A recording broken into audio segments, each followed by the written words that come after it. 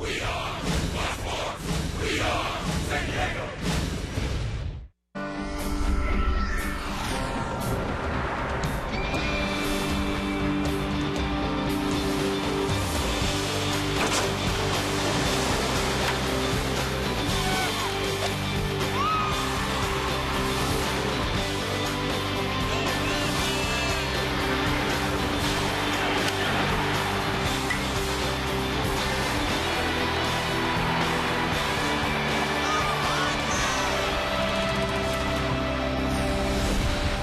On a beautiful baseball Sunday in San Diego, some Yankee fans documenting their visit to Petco Park. Yonder Alonso, well, he has been marking his place this past week or so, a 7-game hitting streak, and he's been mighty hot since the All-Star break.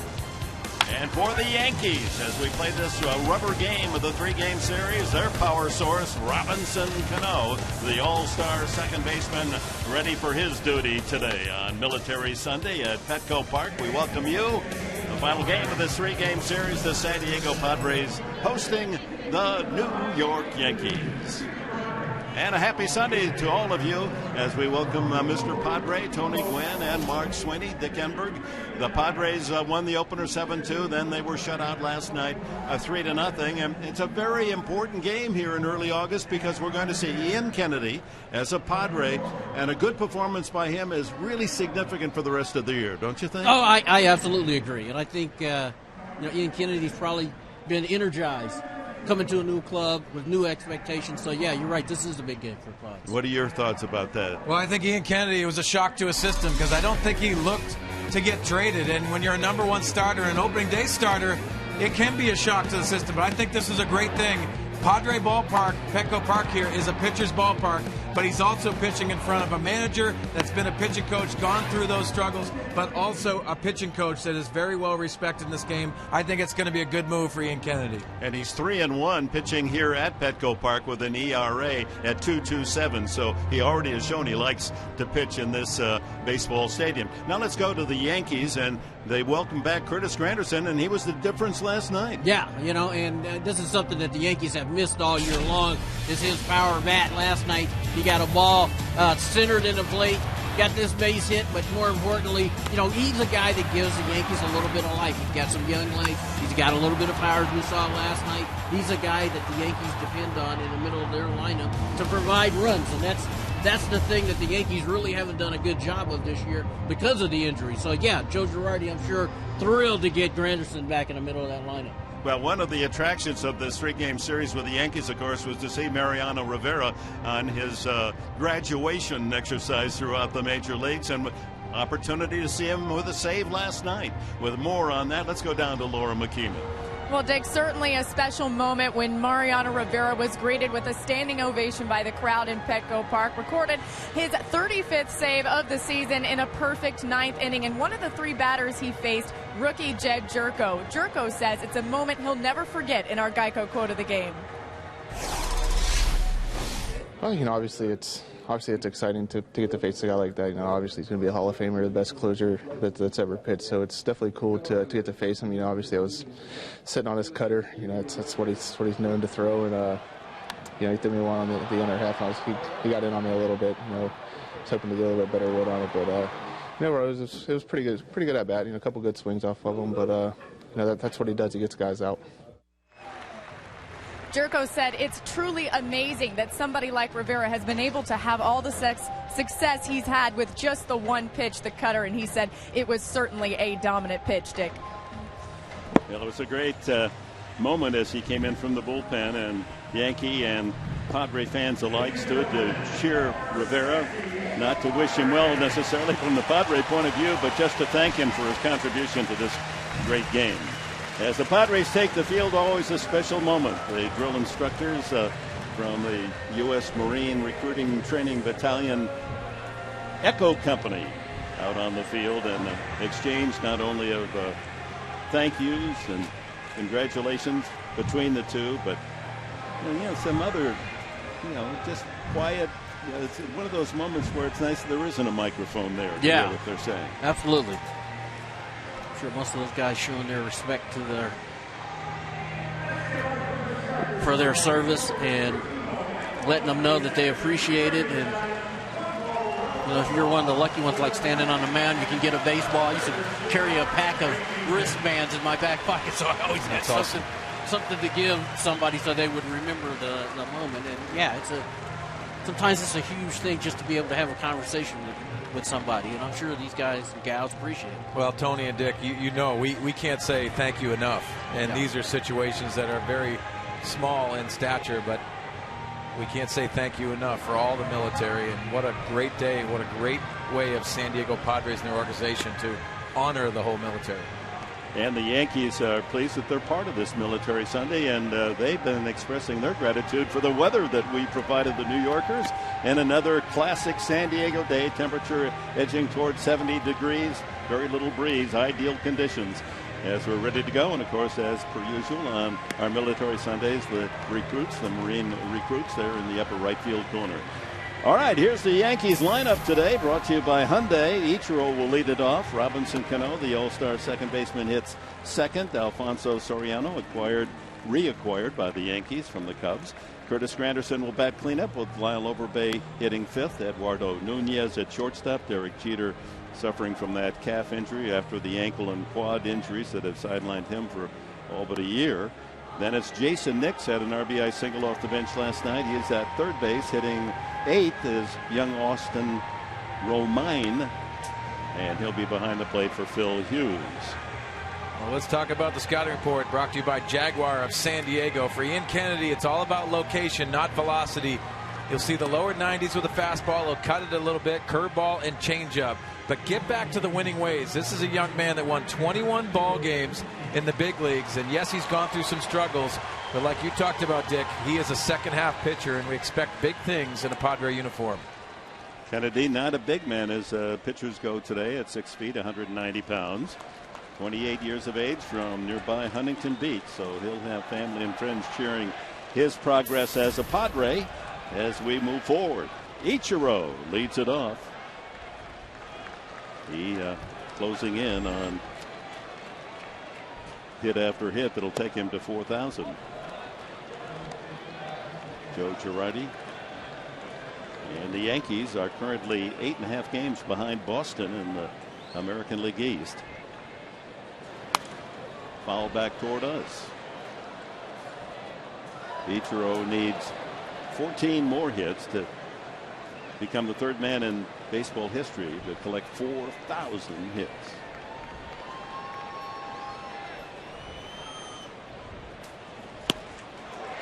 Big cut there, the changeup. He's going good. That's a real good pitch for him. Let's take a look at that changeup right here. Arm speed, movement down in the zone, and great location to Nick Hundley.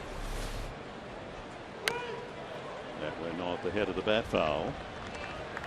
Another big crowd here for the completion of this 3-game series. The first 2 games attracted a total of 88,000 over 44,000 both Friday and Saturday night. Pushed the season attendance over 1.5 million here at Petco.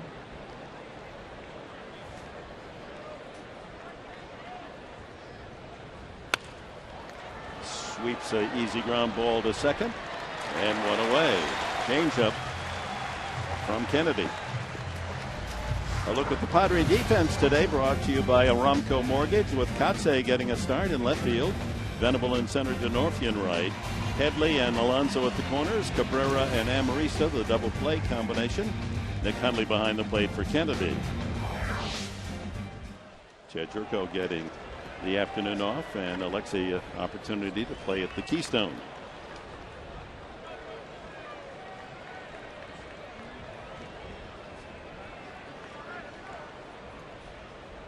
Robinson Cano, a 290 hitter with power. His mom and dad must have known there was baseball in his future, in his DNA, to name him after Jackie Robinson.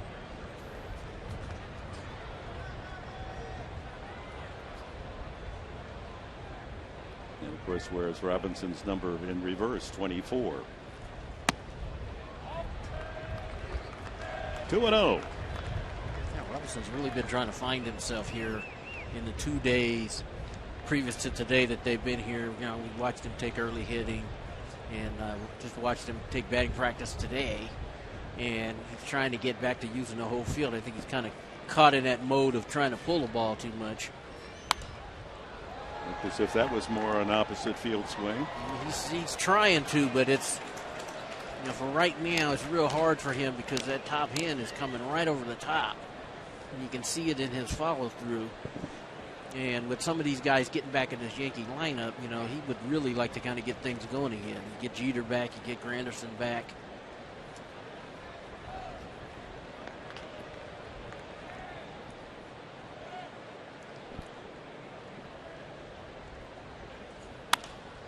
High fly ball, back of shortstop. Cabrera going out and calling Kotze off the ball.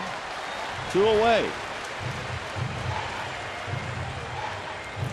Alfonso Soriano steps up. Well, Tony, you talked about Robinson Cano working on mechanics. Sometimes you slip into working on mechanics in the batter's box, and you don't get back into swinging at strikes. And I think Robinson Cano, when he goes through problems, that's exactly what happens. Most hitters do that.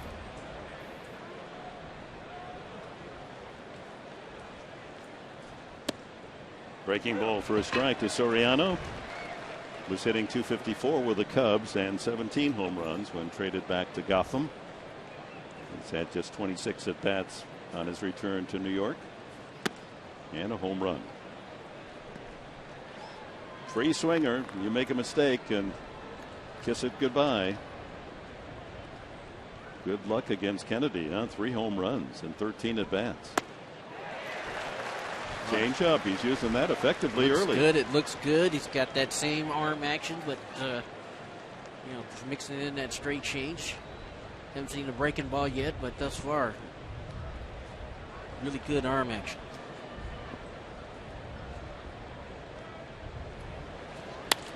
Line to left field. Kotze retreats a couple of steps, and it's a 1-2-3 debut for Ian Kennedy. Here come the Padres, bottom of the first.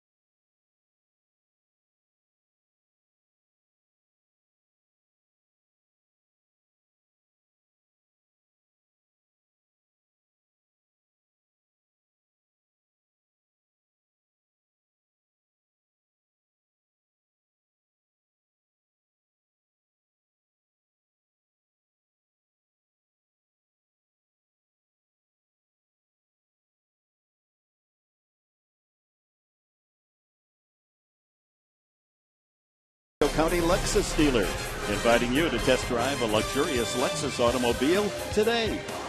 By Petco, where the healthy pets go. And by Farmers Insurance. Contact your local agent, 888-96. Farmers. Glorious Sunday here in our fine city as we take a look at the San Diego Padres starting lineup, brought to you by Toyota. Everett Cabrera to lead it off with Alexi Amarista in the second hole. Chase Headley hits third. Yonder Alonso in cleanup. Will Venable, who started his first game ever in the fourth spot last night, will bat fifth today. Then Kristen Orfia, Mark Kotze will bat seventh, Nick Hundley eighth, and Ian Kennedy. Cabrera, 4 hits in the series, all 4 on Friday night in that 7-2 Padre win. Leading on base percentage of all the San Diego players with his 106 hits plus 41 walks. He's been providing Bud Black with a lot of base traffic to set the table for those behind.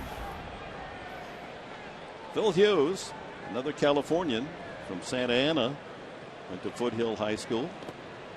1-1. That pitch make that 0-2 now. As scoreboard changes. 0-2. Breaking ball really fooled Cabrera, didn't it? Yeah, it did.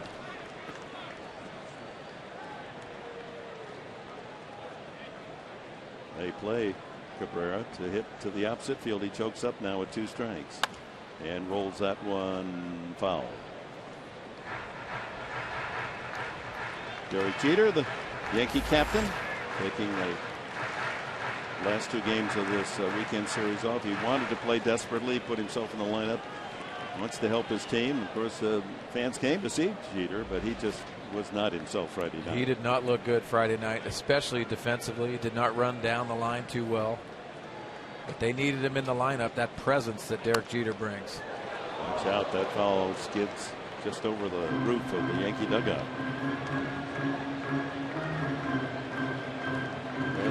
Maybe he'll be good enough for tomorrow in Chicago. That's fine with us, right? Yeah. The fans got to look at him. They saw him stretch and take batting practice. Yes. Saluted him. Oh, what a presence he has. You know, those elite players, and you know it, Tony, they just have that presence, that feeling when they come out for batting practice. You know, you have those that light up the room. Well, then there are those that light up a whole stadium. Yeah, they've got 2 guys on that team that do that, in Jeter and Mo Rivera. And, you know, highly respected. Love the way they go about their business. Down goes Cabrera. Phil Hughes with an early strikeout. A look at the Yankee defense brought to you by Hyundai. Soriano in left. Granderson moves to center. Ichiro in right. Nix, Nunez, Cano, and Overbay on the infield with young Romine behind the plate.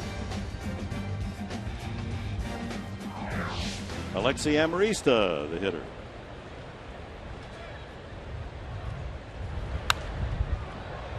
Mark Teixeira, he's still on the injured list. They acquired Kevin Youkilis, and he's out for the season. That was the right-handed bat they wanted, and they've sorely missed. They just have had no long ball production from their right-handed hitters. I mean, it's just amazing how little they have produced. In 62 games, the right-handed batters in the Yankee lineup have hit 3 home runs. 3. Something you just don't say about. Line to left, but playing toward the line was Soriano for the second out. Let's take a look at the scouting report from Phil Hughes, and he's had good road success away from Yankee Stadium. He feels very comfortable. Struggled at Yankee Stadium, but also confidence early in the ball game. He's a power fastball guy with not a lot of movement on that fastball. We'll also see a slider, curveball, and an occasional changeup. It's allowed 20 home runs. A fly ball pitcher. He's 2-7 in his last 13 starts. 55 home runs in the last 2 years. Second to only Irvin Santana with 56. That's a lot of home runs.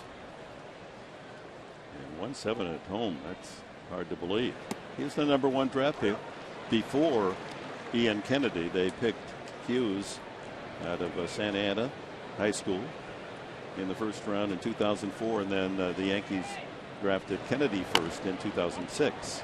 You're seeing a heavy dose of breaking balls today, and that's not a surprise. He watched the game last night, saw the success that Ivan Nova had last night with the breaking ball against these Padres. That's going to be the adjustment for the Padre hitters today. Yeah, Nova just had them twisted inside out with that big sharp breaking curve last night, allowing only 4 hits and 7 shutout innings. Headley fouls that back. Count remains 1-2. Good catch by a spectator. Kennedy. And breathe a little easier after getting the first 3 men in order. The former teammates in AAA with the Yankees.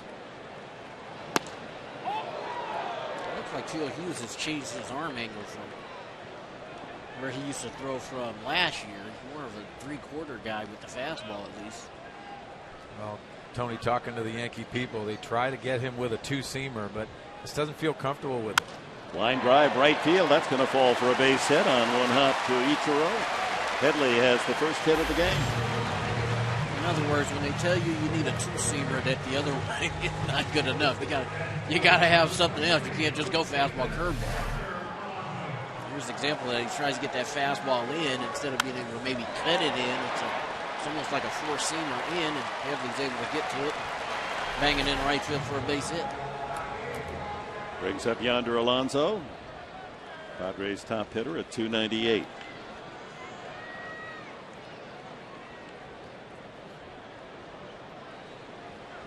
Hughes, a big man, 6'5" and 240 pounds. Alonso slices at the left, but Soriano has a beat on it. Came in and then had to retreat. And the Padres are gone in the first. No score after one at Petco Park.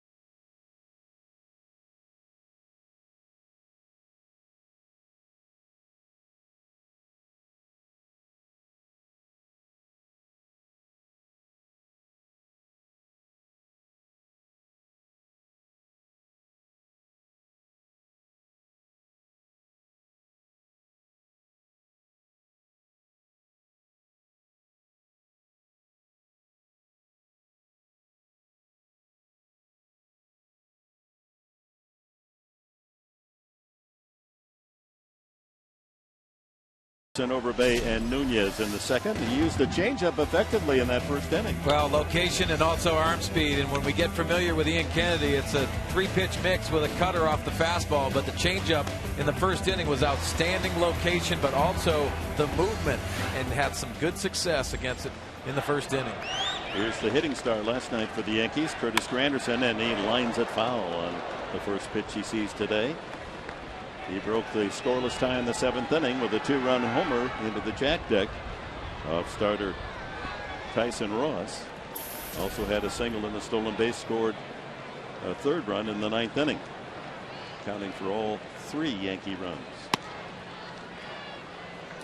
There's another changeup that floats high and away, 1-1. He's had only 36 at bats since returning from injury, and a couple of home runs. Here's the home run last night. Fastball that leaped over the plate, and he did not miss it. 3-1 now to Granderson. Kennedy has never faced the Yankees. Arizona, no opportunity there.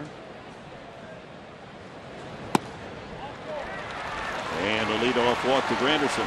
Now, just an emotional start for Ian Kennedy today for two reasons. One, you're in a new uniform, but two, you're facing your former teammates. And not a lot of guys over there when he was there with the Yankees, but still an emotional time because you came up in that organization. You understand the history of that organization.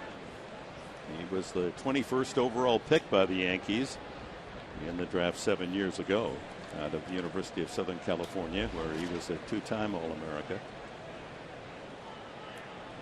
Well, very tough to run on. Ian Kennedy likes that slide step, quick to the plate, and also good feet to first.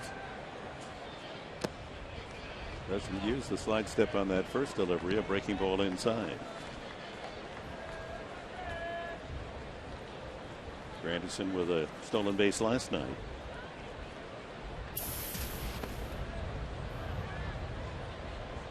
Overbay, experienced, well-traveled veteran, give you some power on occasion, has 12 home runs. And Nick Hundley wants to go out and visit with Ian Kennedy. But as they visit, or look at this day in history, 10 years ago against the Giants, a gentleman, Tony Gwynn, went 6 for 7.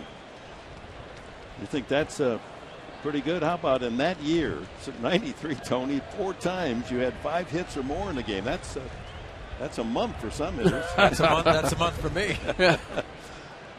Yeah, it was. And actually, I should have went 7 for 7. Will Clark made a great play on the line drive I hit. Greedy. Yeah. Yeah, you probably threw your helmet. And, no, I didn't. I yelled at him, though, when he went back because he was playing first. And, sometimes you get on a run like that, and guys who play the game talk about this all the time. When you get on a run, you're just seeing all it is you're seeing the baseball. You're seeing it good out of his hand. And now 3-0 to Overbay. So he walks Granderson to lead off this second. Ball's deeply behind Overbay, and you would want to set the table for these Yankees.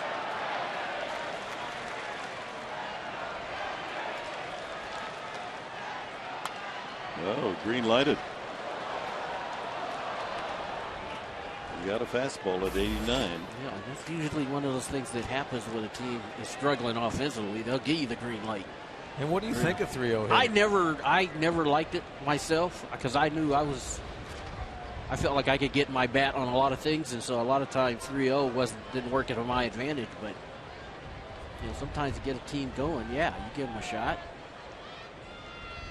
Runner fakes going, and a swing and a miss by Overbay. Changeup. And I figured that 3-1, you figured that he might start Granderson and give Overbay a hole to shoot at. And I'm sure it's got to be a little bit tough for Joe over there because he's used to guys hitting the ball out of the ballpark. Yeah. And it's easy to give a 3-0 green light to guys that hit the ball out of the ballpark. Take a shot right into that. Swing and a miss. Strike 3, another changeup. First strikeout as a Padre for Ian Kennedy. That's a good rally from 3-0 down. Well, he continues to go after that changeup because he has a good feel for it early in this ball game. Brings up Eduardo Nunez, subbing for Derek Jeter at shortstop last night and again today. Friday night opened at third base and had an RBI double and scored a run.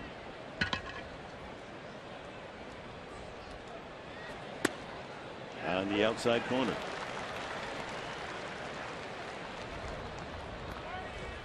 Derek Jeter, a rather valued spectator today. Let's hope he can get all those maladies answered and back at full strength. I think he's still got a lot left in the tank. I don't know. I hadn't talked to him, but watching how hard he's worked, I think he thinks he's got a couple more years left. He's 39. You figure he's got a couple more. Yep. Well, you talked to John Flaherty, TV guy for the Yankees, and a lot of raised eyebrows right now. One hopper to Alonso, back to first base. A double play, no matter how you cut it. It might have been a line drive, maybe get the runner. Either way, Kennedy's out of the second.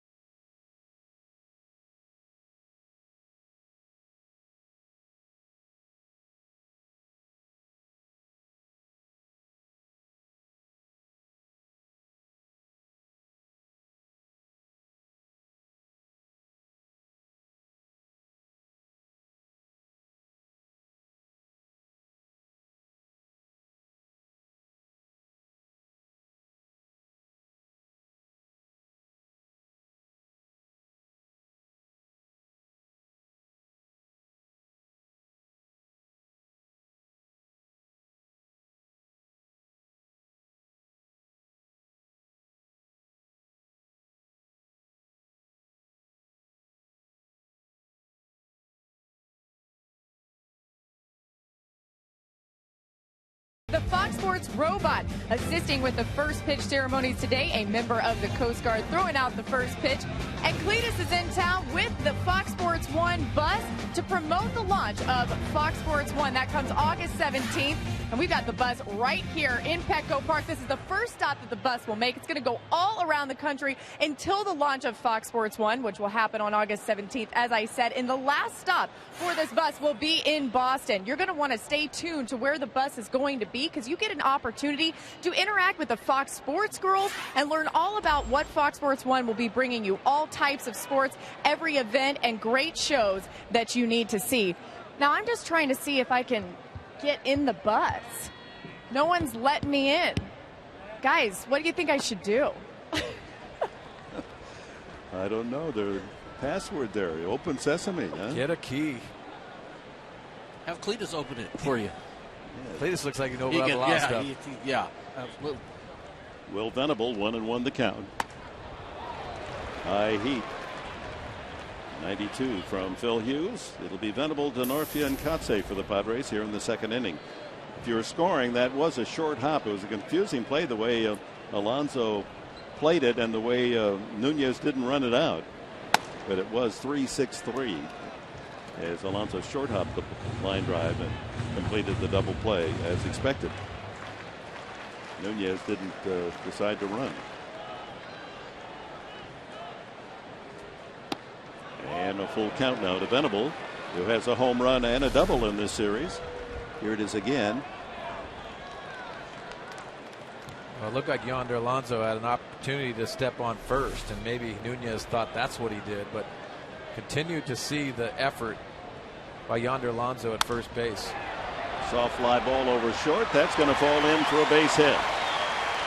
Venable with a bloop single to open the Padres second. Chris Denorfia, a rare start against a right-handed pitcher for Denorfia. Now you continue to see a process that Will Venable is making adjustments at the plate. They're good adjustments. He's using his lower half very well, and we can handle that pitch up just like he did there. Good things are going to happen for Will Venable. We've seen some power, especially here at Petco Park. He's banging out hits. And he goes, and a good break. And he is in there with his 10th steal of the season. Boy, he made that look easy. A great jump.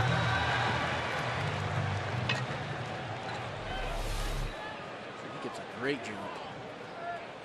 He's in there with a head first dive. Padres have a runner in scoring position. No one out, and Denorfia now, that changes the situation for him. He wants to move that runner over to third. I did that ball the opposite way, maybe get a base hit as well. And he does, and it is a base hit. Low line drive. Venable had to hold to make sure that it wasn't caught by Cano, and so he goes to third base. Denorfia with a solid base hit.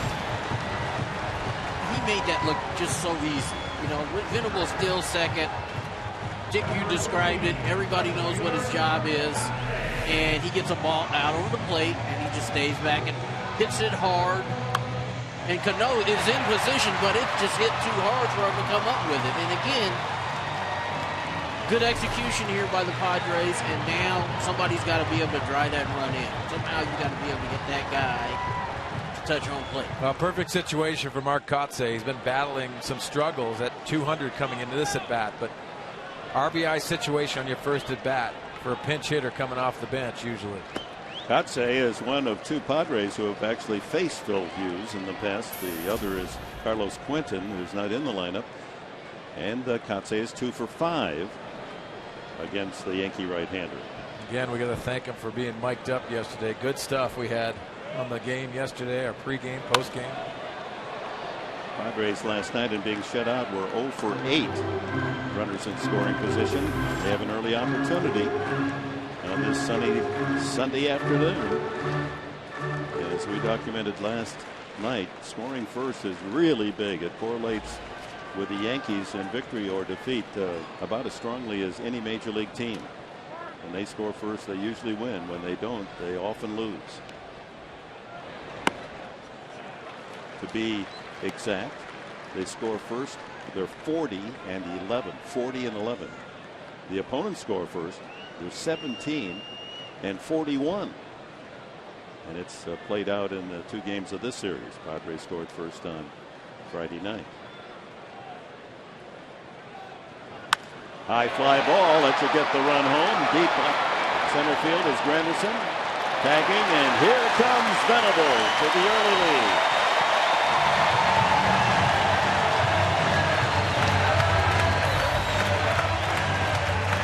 Kotsay with his 9th RBI of the season. Good execution. He got a ball up in the zone. He didn't try to do too much with it. See, he backs it up enough to hit this ball to center field. That's called getting the job done. Venable comes in to score. DeNorfia tried to get back to tag, maybe to go to second, but it's okay. Job is done to get the Padres the early lead. Brings up Nick Hundley. DeNorfia. He'll steal you on an occasional base. So he was keeping his eye on the Padre runner. Hundley, a good daytime hitter. 8 home runs, and it just seems, I don't know the exact number, but it seems that a good percentage of those in day play. Well, the ball travels during the day. See that left center ball by Kotsay traveled a little bit to Granderson. Buddy Black likes the effort, and he wants aggressiveness on the base pass. You see Dave Roberts going up having a conversation with Chris DeNorfia, but he wants aggressiveness on the base pass. That's how they win ball games.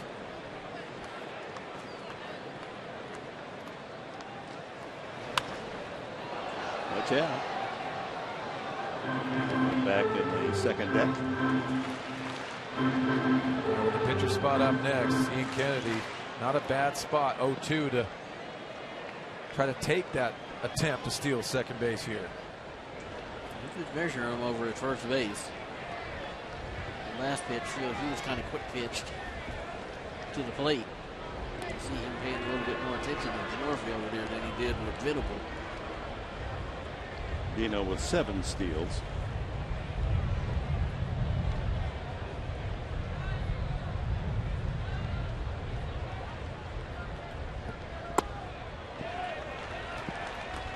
Slider misses. 1-2 now to Nick Hundley.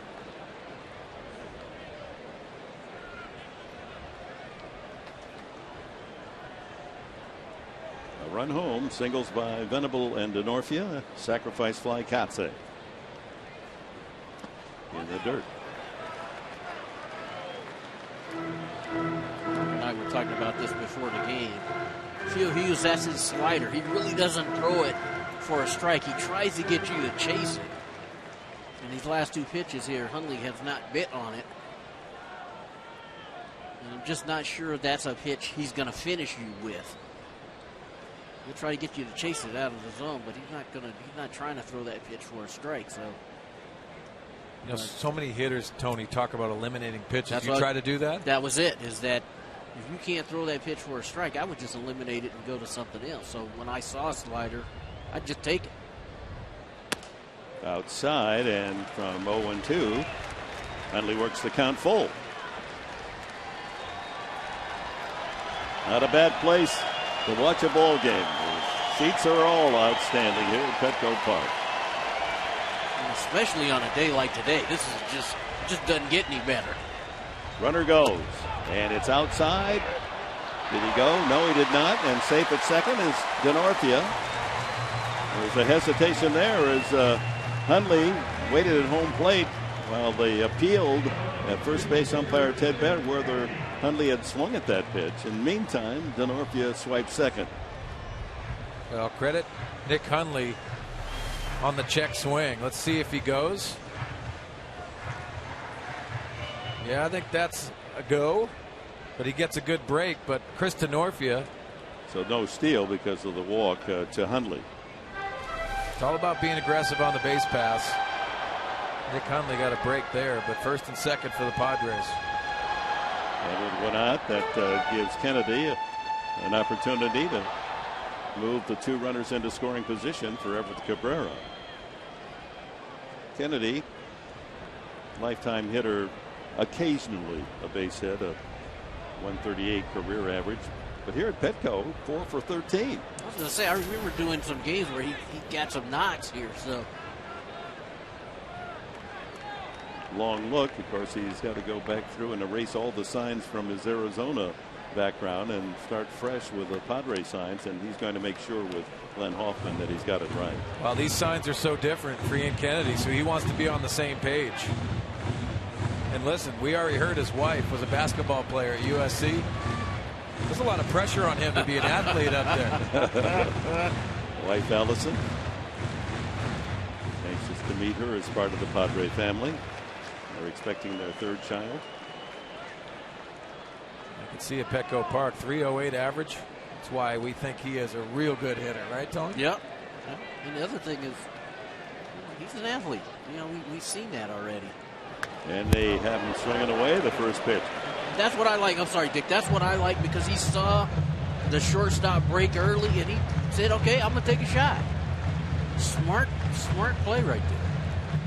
And again, the Yankees have been going to the pitcher's mound and talking about how they're going to try to defend this play right here. But you like this play? You like watch the shortstop break early, and that is kind of the initiation of the wheel play where the third baseman's charged and he's trying to get to third base. He broke early, but the third baseman didn't charge. Here they do it again, and the bunt is to the third baseman, and they don't make the play at third, and a good job by Kennedy. Excellent. And the wheel play, see, if that was the wheel play, if the shortstop would have continued on, then Nix would have had a chance to get the lead runner. Instead, he doesn't go all the way.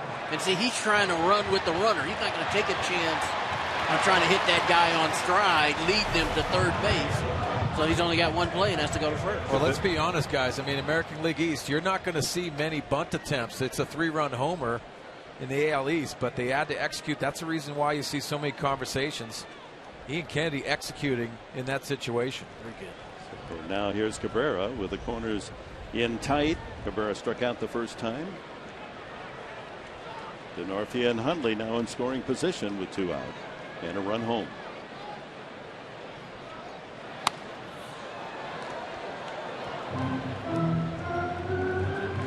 Well, for a lot of the breaking balls that Everett Cabrera has gotten the last 2 days, he kind of looks like he's in between now. He's deciding if he should sit on the fastball, sit on the breaking ball. Sometimes you get that in-between phase. You get a lot of foul balls. Well, he's shown that he is much better from the right side, hitting .365. And takes strike 2. Speed curveball at 76 miles an hour.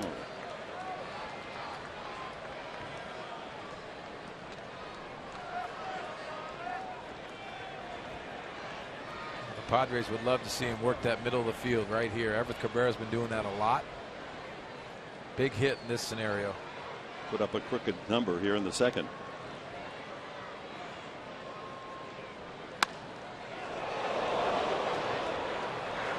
Well, today's broadcast is on AFM, the American Forces Network, broadcasting to the U.S. Armed Forces, serving 175 countries and aboard ships at sea around the world. They're watching us in Iraq, Italy, Germany, Southwest Asia, Japan, South Korea. We welcome our men and women of the military, and we thank you heartily for what you do for all of us. Hope you enjoy the ball game from beautiful Petco Park in San Diego.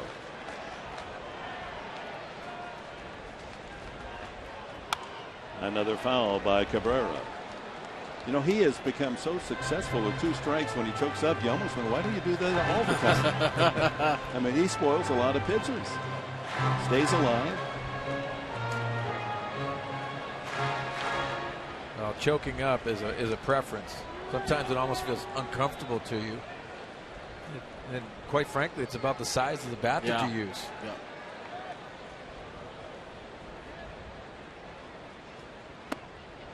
Breaking ball inside, 1-2. Well, Bud Black talks about him staying in the strike zone. He's done an outstanding job. I marvel at his concentration level this year compared to last year and the year before.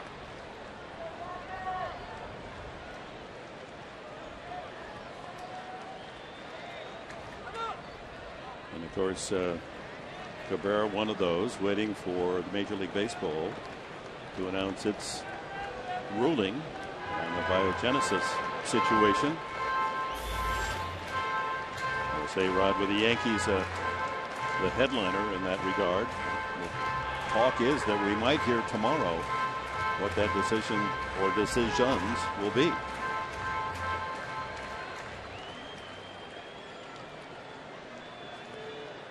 All four branches of the military service honored on this Sunday at Petco Park.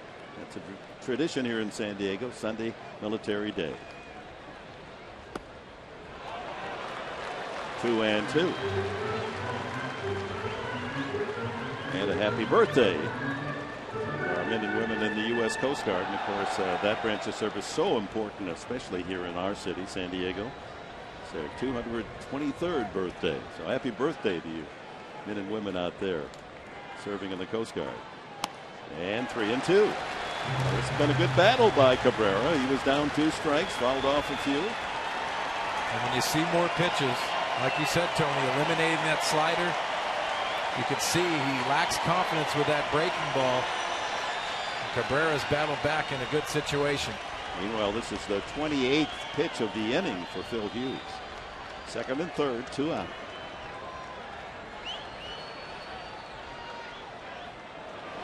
Line drive, base hit. That'll score 2 more. Cabrera, what an at-bat. Hundley follows good RBI, and the Padres take a 3-0 lead. Really what happened in that bat is Everett Cabrera made Phil Hughes give in and throw him a fastball. He did not bite on any of the breaking balls. He got a fastball up in the zone, and he put a short stroke on it and put it in the right field for the base hit to drive it through. Now that's the kind of at bat a Hall of Famer can appreciate. Absolutely. And you recognize it right off the bat. That's what he was doing. He just would not chase that breaking ball. He was able to foul off the fastball until he got one he could handle. Lines it in the right field for a base hit. And now he, being the National League leader in stolen bases, is certainly a threat to go with 2 outs. And Amarista, the hitter, takes ball 1. Long inning for Phil Hughes. 29 pitches.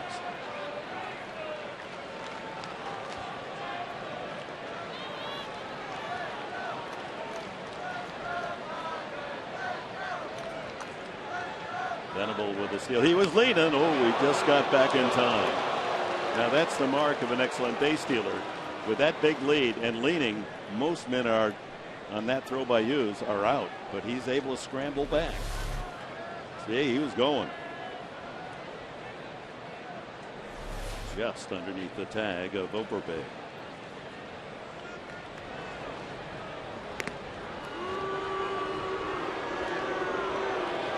.37 steals for the man who led the National League last year with 44.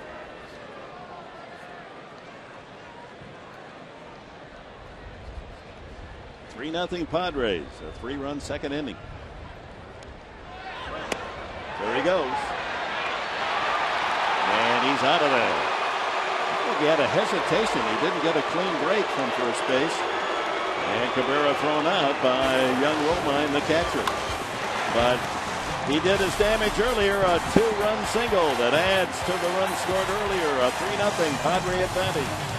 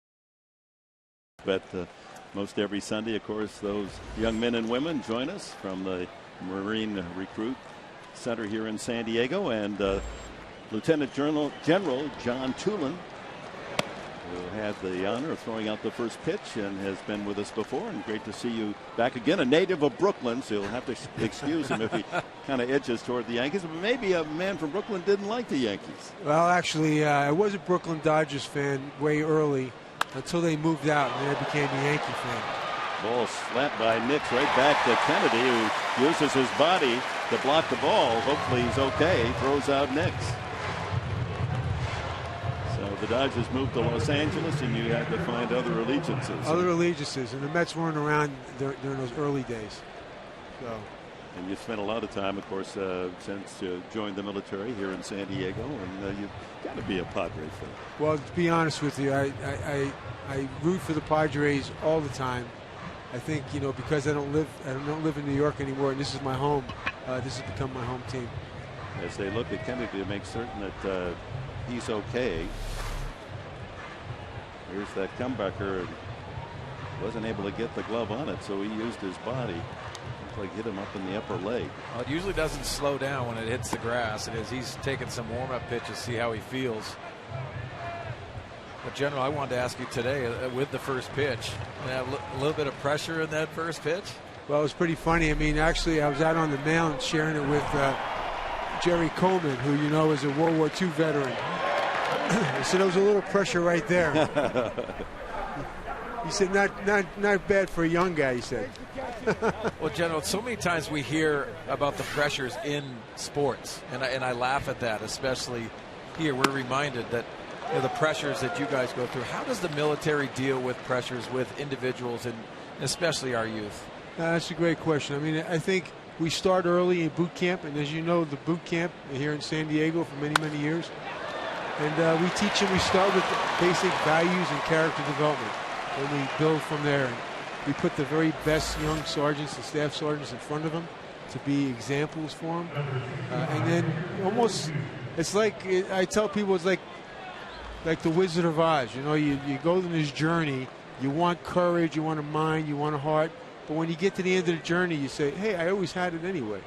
And that's kind of what boot camp is all about. We just kind of give them that opportunity to shine. It's in there. You just got to find it for them, exactly. And so that they realize it. Sure. So I think, and then as they go off and do their jobs, they can always lean back on those values and character that they learned early on. Romine with a one-out single for the Yankees, and Phil Hughes up there to sacrifice a 3-0 Padre lead. We're visiting with Lieutenant General John Tulin, who's the commanding general of the Marine Expeditionary Force. Expeditionary, help us with that. Expeditionary is really the moniker for the Marine Corps. We really claim that we can go to today's fight today with today's forces. It's a readiness that allows us to get out of town within a couple of days. And particularly with the war in Afghanistan and Iraq kind of waning, the numbers are getting smaller and smaller. But, you know, the crisis around the world, whether it's Egypt, Lebanon, Syria, they have to have response capability. And so a lot of talk about Benghazi and, the response time there. We need to be able to get out there quick to protect Americans and everything that belongs to America. General, today our telecast, and it always gives me a sense of patriotic honor whenever we're doing a sports event and you get that notice it's going out over Armed Forces radio or television, that our military around the world have a chance to be home by way of the broadcast. What does it mean to the men and women that they're able to see this game today? I can tell you, it is, they live for it. When they know there's going to be a ball game on, and even if it's 4 o'clock in the morning in Afghanistan, the place is packed. It's, time has no sense there. It's hey, there's a ball game on, we're going to watch it. And also, too, I think many of particularly in San Diego, the allegiance they have to the military is just phenomenal. Is it more of a diversion, or is it more of the passion for competing in sports before and so many things? It's just such a popular topic that your team, how's your team doing? It kind of takes your mind off of the day-to-day grind, and it's a lot of fun. You guys go after it and have fun with each other. So including myself. You know, I mean, I've been known to talk a little, you know, smack, a little smack. I was going to say that, but as we pick up the action here in the third inning, there's a runner at first, Romine with a single. Hughes has just struck out, and this is Ichiro. A final question: how much does the athletic programs and even baseball fit into the military? Do they have teams? Are there any competition, any of that? You know, it used to be back in the late 60s, they had teams that actually competed, played baseball against professional teams. And as we've gotten busier and busier, we've kind of stepped away from that. But we encourage every organization to have a team: football, baseball, rugby. I mean, there's a variety of sports out there. And the participation is really something that brings the families out, barbecue, you know, softball game at night. I mean, it's part of the whole thing about being, you know, in the service. Well, Generalist, we thank you for being with us again today. You have an opportunity now. You have a forum for those watching here in the United States and around the world. What do you want to say to your men and women? Well, I can just say that the men and women that we have today are by far the best that we've ever had. I mean, they have solid values. They have a work ethic that's just beyond belief, and they're smart as heck. And it's a good thing for America. Thank you for all you do. Thank you, Dave. Come back and see us again. We enjoy having you. I'm actually going to take you up. You know, you had offered the last time to be the announcer for the Olympics for our wounded warriors. Oh. So I'm going to try and get an email out here to remind you about that. Yeah. I've been invited. I had a chance to do a voiceover for the Marines, and they want me to come up to Camp Pendleton and spend a day there. I'm looking forward to that. When you come up, Dick, I'll make sure I'm there. All right. Thank you, General. Thank you very much. Mark, thank you. John Toulon, General with the U.S. Marines, one of our many heroes. On we go at Petco.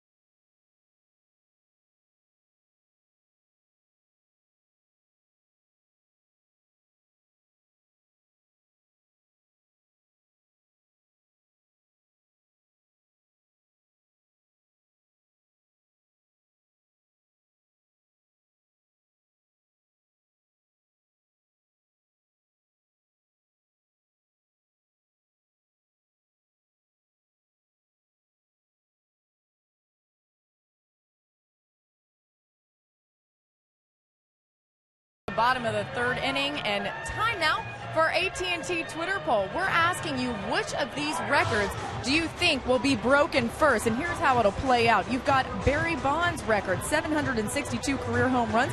You've got Joe DiMaggio, the 56-game hit streak. You've got Mariano Rivera, 643-plus career saves. Also, Rose, 4,256 career hits. And Cy Young with 511 career wins. The way you play along, hashtag the choice you make, and then record. And we'll check the updated results later in the game. Hey, guys, some tall tasks there. I'm not sure if any of those records can be broken, but I guess we'll have to see. It'll be interesting how the fans vote, because those are seemingly impossible. We could have added the consecutive games played as well. But, yeah, those are mammoth marks made by those men. I think you have to ask yourself, okay, who's in the vicinity? Who could possibly get close to any of those? And the numbers right there, Derek Jeter's sitting on 3,300 hits, so he's still 900 hits away. Well, Ichiro's near 4,000, but there has to be an asterisk there because of the hits in the Japanese league. Well, I think it's so hard to. You look at longevity in the game. It's hard to forecast that. Exactly. You talk about the money in the game. You talk about everything else, but the passion that all of them had to play this game and reach those records. It's all about longevity. Well, you know that no one's going to win 511 games. No. That's one you could wipe out. But how about Cal Ripken? Will somebody be able to do it? No one ever thought you'd break Lou Gehrig's record. You know what? In all honesty, of those 5, DiMaggio's one has a chance to be done every year. Somebody could get hot and get on a run. But those other ones are all longevity. There's Amarista pounding one under the glove of Hughes for a leadoff single to open the Padre third inning. San Diego with another base hit, their 5th of the game. Well, Alexi's first at bat, he took a curveball to left field, and then he gets another breaking ball here. Does a nice job just peppering the ball up the middle of the field, continuing to shorten his swing. I like the adjustments Alexi's made. I want to talk during the course of the game. We'll wait till he comes up the next time, Tony, as you analyze Amarista's swing, because Phil Plantier said, if he were a bigger man, we'd be talking about what a great swing this hitter has. And maybe because he's smaller, that you don't think of him the same way as you would say an Alonso or one of the other bigger Padres, or Chase Headley's up there now. You don't. For a little guy, you very rarely see a little guy have that strong a swing, that powerful of a swing. Dustin Pedroia comes to mind. I saw him in college at Arizona State, and I thought, he's never going to make it to the big. He's never going to make it in pro ball because he swings too hard. And here he is, being a fixture in Boston. 1-1 now to Headley. Let's go back then to the Amarista swing for a single. Let's see, with 2 strikes, you see how again he leads with the knob and the barrelhead catches up, and then the finish is usually the top hand does not roll over until he's finished making contact with the baseball. And Dick and Tony, you got to remember too, these are adjustments that could have been introduced in spring training, and it's a long process, especially for Alexi Amarista, not getting at bats every single day. It's really hard to work on things. Yes, you can do it in the cage, but you have to execute it in game speed. Well, what do you think then, Tony? If Amarista was an everyday ball player, if he played 140, 145 games, he would probably get the feel for what type of swing he should have and then be able to repeat it. Would he hit 280? Just seeing what I'm seeing right now, I would say he'd have to play a little bit more, gain a little bit more experience. But is he capable of hitting 280, 300? Yeah, the answer is yes. And I think the Padres feel that way about a lot of these guys on this team. Forsythe, Jerko, Venable. You feel that way because they're young, they're starting to gain experience, and when you gain experience, you should be able to be a little bit more consistent. Well, part of it from the organization side, they have to protect him, put him in comfortable situations as a young player. He's only 24. I want to remind fans, he's just 24. But Dick, they have to earn that too. You have a responsibility. We've gone over the numbers with Alexi Amarista, especially against lefties. It's a struggle. So you have to protect him as a young guy because you don't want to bury him with struggles when you're going through that process as Chase Headley walks. But it is a process that you have to trust yourself, and it's a long process, especially with the hitting coaches for the Padres. They understand that it might take a little bit longer for these guys, but they're getting there. You can see them competing in the batter's box, making adjustments. In the second half, they've shown some consistency. So Phil Hughes giving up 3 runs in the second, now a single and a walk to start the third. And the bullpen is active for the New York Yankees. First up to throw is Preston Claiborne. We saw him on Friday night. Phil Hughes, Ian Kennedy, #1 picks of the Yankees. Laura, what do you have for us? Well, Phil Hughes and Ian Kennedy know each other very well. They're actually good friends, and they played together in AAA Scranton. Then they were called up to the big leagues just around the same time. So Phil actually texted Ian right when he found out that they would be starting on the same day and said, hey, go easy on me when I'm hitting because I don't really do this that often. He also said that, hey, may the best man win. They'll still be friends after this, but certainly the competition out there on the mound today. And he said, what a rare situation that they would finally oppose each other because there have been opportunities other times, and it just hasn't worked out that way. That ball is off the glove of Cano, and he gets the sure out at first base on Alonso, but that was a double play ball.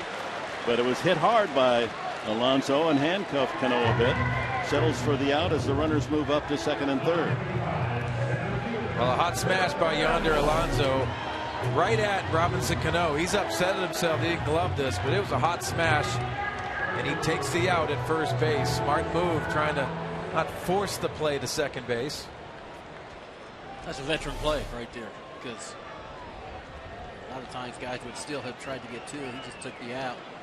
Now, Will Venable will not get a chance to drive into. They're going to walk him intentionally. Venable singled and stole a base and scored a run in the second inning. This will be the third walk from Phil Hughes. And we'll load the bases for Chris DeNorfia as they'll play the percentages, right-hander against right-hander. DeNorfia singled sharply to right field his first time.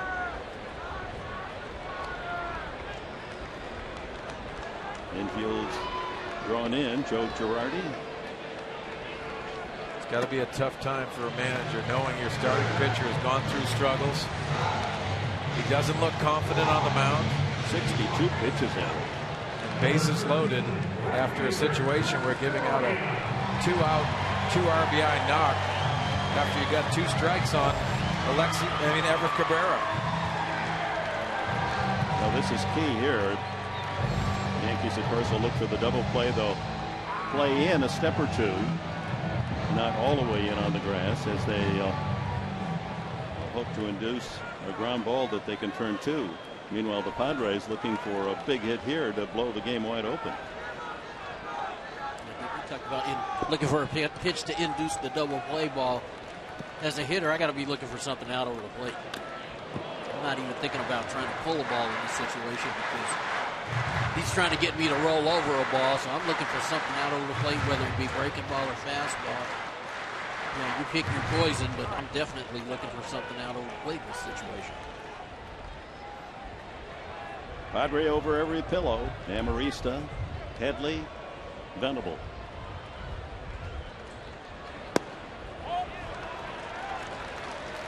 Well, Tony, we're in a situation where you're second at bat. Only 1 strikeout. He hasn't had put away stuff today, so you have to be confident that you're going to get a good pitch out over the plate, extend your hands, and look for the ball driven in the outfield. He's already got a base hit out over the plate the other way. Good breaking ball there that throws DeNorfia 1-2, the slider. And that's the first one he's thrown today for a strike. So, you know, so he puts the thought in your mind, okay, hey, he's thrown that breaking ball for a strike. And here, 1-2, all you can do is try to protect the plate here. You can't be looking up here trying to anticipate a pitch or guessing a pitch. Did he go? Apparently not. 2-2 the count. Marcotte, sacrifice fly on deck.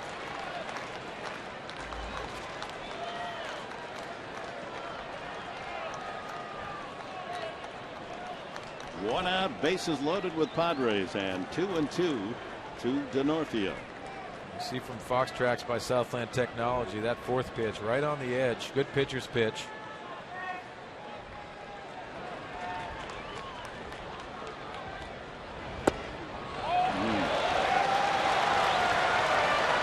Yeah, that's another one. Right on the edge. Painted the spot that he threw the 4th pitch. Not getting the call. Now 3-2. He hasn't earned it to this point. And that's why he's not getting it. He hasn't been consistent enough, especially with that slider. He's only throwing for a strike 1 time today. And we're in the 3rd inning. Got to throw a strike here or a run. And a drive to center field that'll send center fielder Granderson back, and he makes the catch. Everyone tags. A run comes in. Amarista over the 3rd, Venable.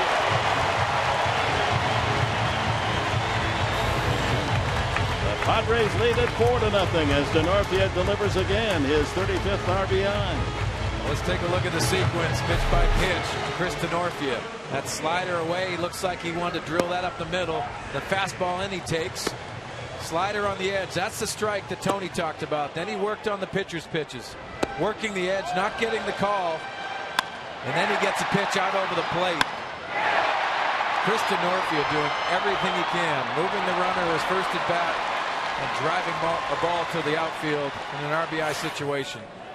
That ball hit deeply enough that Headley able to move over to third. Venable, who has stolen a base today, and they'll keep an eye on him as DeNorfia productive 2 at-bats on this Sunday afternoon. A single in the second, scored a run, and now the sacrifice fly to knock in another for a 4-0 advantage. And Katse with 2 outs, and the Padres at the corners. Look at where Cano again. They play more drastically, the Yankees, in this series than anything we've seen all season for some of the left-handed Padre hitters. Cano way over into the hole. So Katse has an avenue up the middle to aim at to get another run home. Look at Cano way into the hole on the right side. Well, Phil Hughes has been inconsistent with his breaking ball. Anything elevated, a left-handed hitter can pull it right up the middle. 2 strikes to Katse. That's not so happy with that last ball.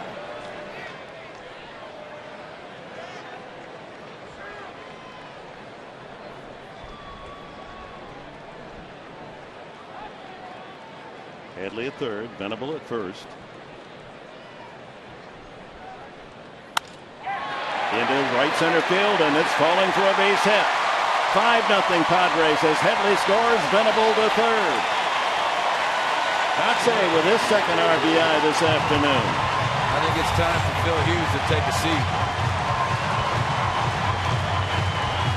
And here comes Joe Girardi, and he's got the hook with him.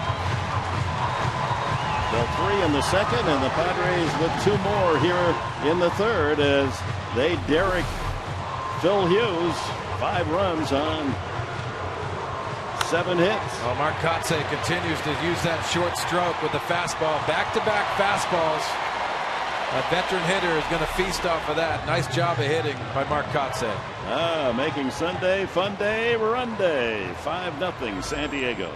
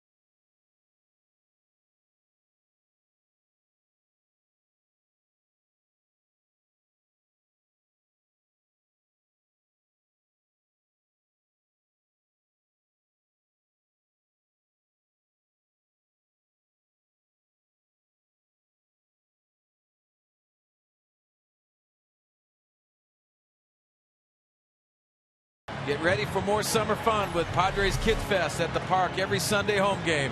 Enjoy bounce houses, inflatable obstacle courses, face painting, and so much more. Get your tickets for Padres Kids Fest at the park today at padres.com/Sundays or call 619-795-5555. It really is a festive environment, isn't it? Oh, I love face painting. And all the colors of the balloons and the big fryer Kids having a good time out there on the little exercise material. Big crowd again on this Sunday, including, of course, all the military. Claiborne to face Hundley gets the first strike. Slider 0-2.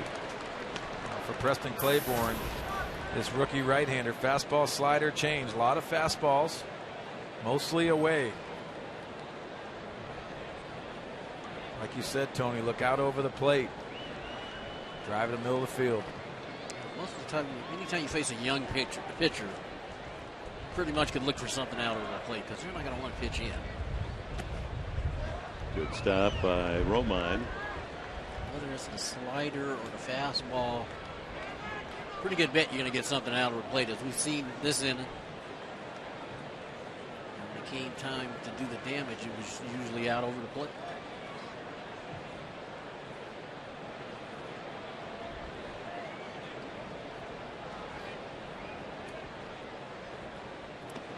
Another ball blocked by Romine. You could get a knock right here by just anything to get that 6th run in. The backbreaker. Yeah, it doesn't seem like it's that big a deal, but it could turn out to be a huge run right here.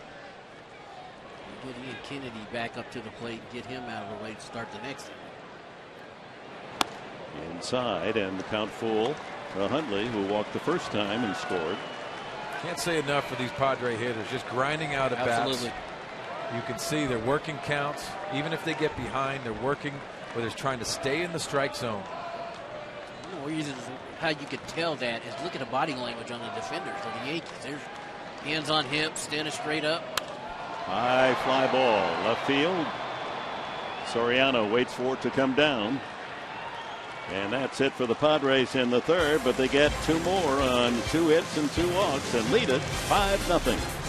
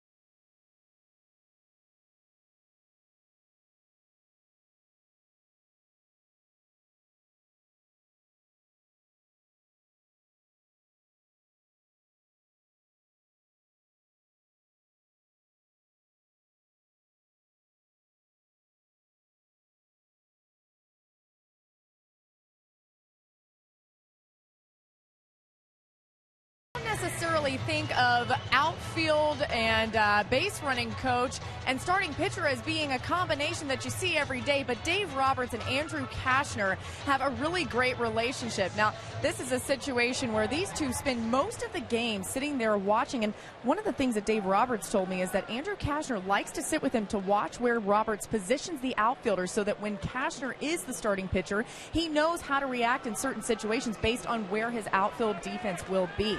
Also, Dave Roberts said he's had to deal with Kashner asking to participate in outfield drills because he wants to be such an athlete and considers himself a position player blessed with a really good arm. I think he'd like to be out there every day, guys, running the bases and getting his hits in. The whole relationships within the community. I mean, it's the faculty. The dean is Bud Black and 25 guys and more, because you have men coming up from Tucson. And that relationship, and you think about it, they're together about 7 months out of the year. And you don't always like everybody when you have a community that large. And to keep it all and everyone happy and everyone's back, pulling for each other, picking each other up. You know, Tony, you know, being on 7 teams, and I've been over there, you use so many different organizations. You don't get a staff that works this hard collectively. You always have hard workers on every staff you've been to, and I'm not trying to slight anyone that I've been around, but you look at these coaches, and especially the Dave Roberts and Darren Balls, all of this coaching staff, we're around them a lot. They are tireless workers, and they want to develop these players at the big league level, and they're doing an outstanding job. Foul tip by Soriano, 2 strikes. Well, you know, the ball game will be on the road, and the game's at 7 o'clock at night. You go down for a cup of coffee, and at 10 in the morning, the coaches are already going to the ballpark. Yeah, you're right. And that's the, you know, I think it's always been that way here. This is the coaching staff. Yep. It's the hardest working coaching staff in all of baseball. And you can add Hutch and his training staff to that. Oh, absolutely. Right. And you guys see it. We used to get guys who would get traded here, and they would come here, and they couldn't believe how hard our trainer and staff worked to get them, you know, either back on the field or get them ready. And Paul and Hutch, those guys, they're like the coaches. When the coaches leave at 10 o'clock, hey, those guys are right there with them. Well, you got to remember, they're here before, during, and after. Right. After. And the players get to come in whenever they want, take their days, or maybe come in a little bit later. The coaching staff, the training staff, they don't have an option. They're here way before, going over scouting reports, going over what they need to do on that particular day to win a ball game, and it's a lot of hours. You know, I'll give you an example here at 1-2 to Soriano, who lined out to left field his first time. So you might say, okay, tomorrow I can sleep in a little bit. I don't have to go to the ballpark at 11. Your phone rings the night before and says, hey, Skip, can you have Plancher come on? I'd like to have a little more time. I want him to look at me. I'd like to be out there at 10. Hey, what does he say? No? He's going to be out there. Exactly right. He's there. Swing and a miss. Mike with a foul tip, and number 4 for Ian Kennedy. Let's take a look at this power fastball. He set it up where he can go any option. He's thrown some good changeups, and now he gets him out with a fastball over the top of that loop of Soriano's swing. 2 out, bases empty for Curtis Granderson. He walked the first time. The only walk allowed by Ian Kennedy. Starts him with a change-up strike.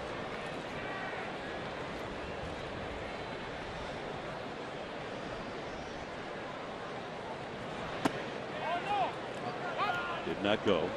Change-up. Lost his footing there on the follow-through there, Ian Kennedy. So he just had a misstep on his follow-through. So a bounce like that, usually it's a calf.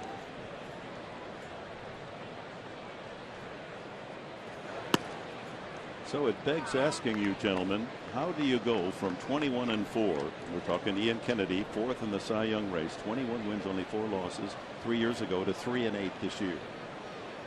And that made him, of course, available for the trade. I don't know, but kind of glad it worked out that way. Yeah, you like honest, what you see? I like Ian Kennedy. I've always liked him. I think he's tailor-made for pitching with this team because, like we talked about, Darren Balsley and Bud Black, they know pitching.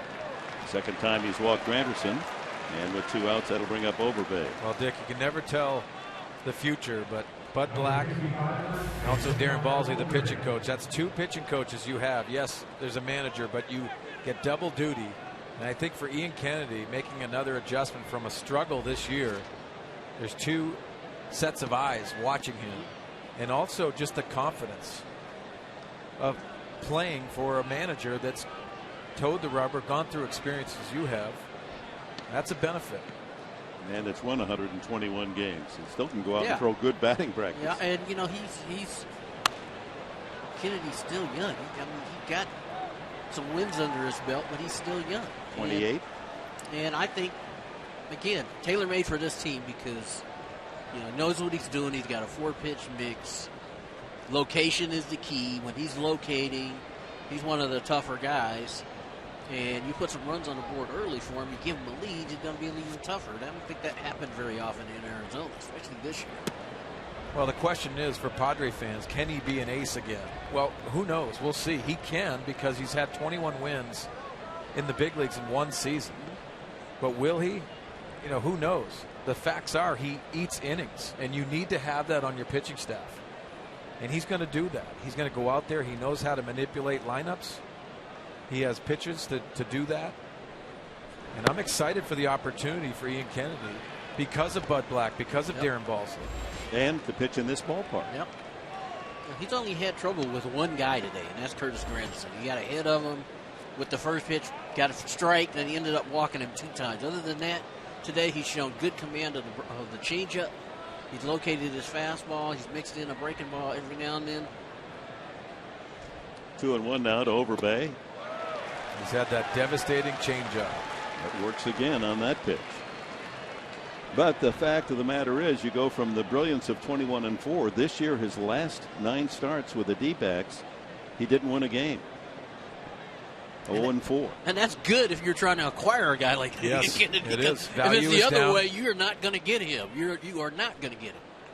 And so the value is down. And Swing and a miss, and that's another one. He's just changing up the Yankees to strike out 5 of them so far.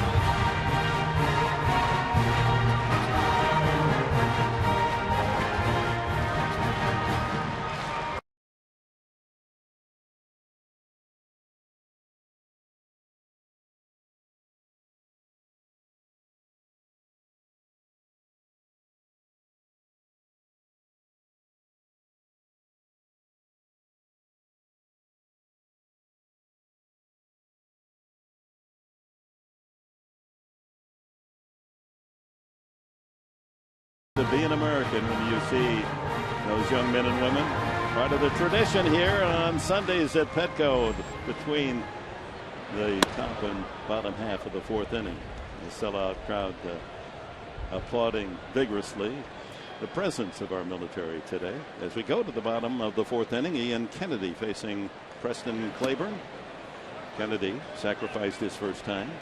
Claiborne got the final out in the 3rd. Phil Hughes, the starter, 2 2/3, gave up 5 runs, all earned, 6 hits, 3 walks, and 1 strikeout. Kennedy rolls one to 3rd. Nicks across for the out. Time now for our Fan Diego fans of the game. Fan of the game. Number 34. Cletus, the Fox Sports robot.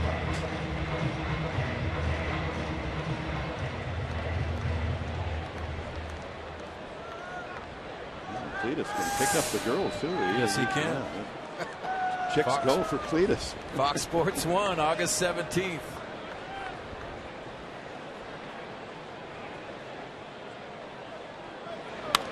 I wonder if, just by chance, I could get one of those robots and go. Do you think that would work for me in La Jolla or not? Would it? Of course it would. Scare little kids, I guess. Don't do that. 1 strike to Cabrera, who has a big hit in this game. That was a 2-out, 2-run single in the 2nd inning.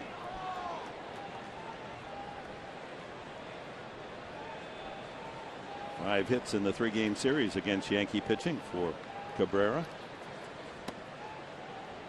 You know what, Tony? You see the Ian Kennedy lead off this inning. That's the time when you don't really worry about him making it out. Yeah. Get back to the dugout. He's in a good rhythm. Have a seat. It might sound a little weird. I'm not rooting against him. Ripped fair into the right field corner. Cabrera's got another hit. On his way to second. Will he try for 3? Takes a turn and holds.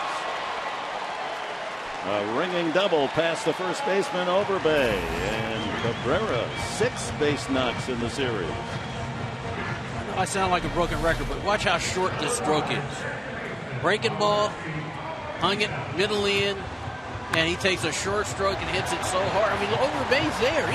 He's right by the line. He hits it so hard, Overbay can't make a play. And if it wasn't for the Gold Glover Ichiro out there in right field, Cabrera would be standing on third base. Now look how short this is.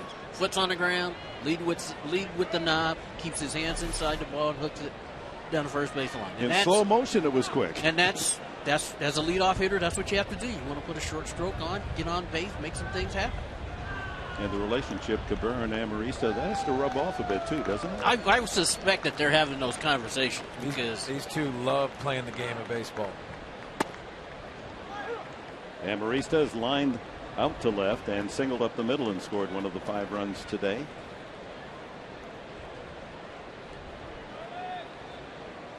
Padres have delivered with runners in scoring position. They're 3 for 5 today. A couple of them coming on sacrifice flies. Ground ball weakly to first. And Overbay will get the out himself unassisted. 2 out as Cabrera moves to third. Good piece of hitting by Alexi.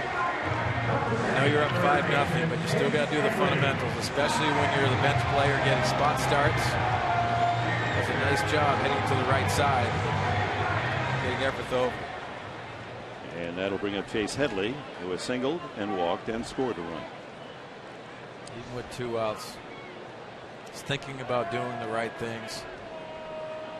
Yes, it's not the single that you want through that hole, but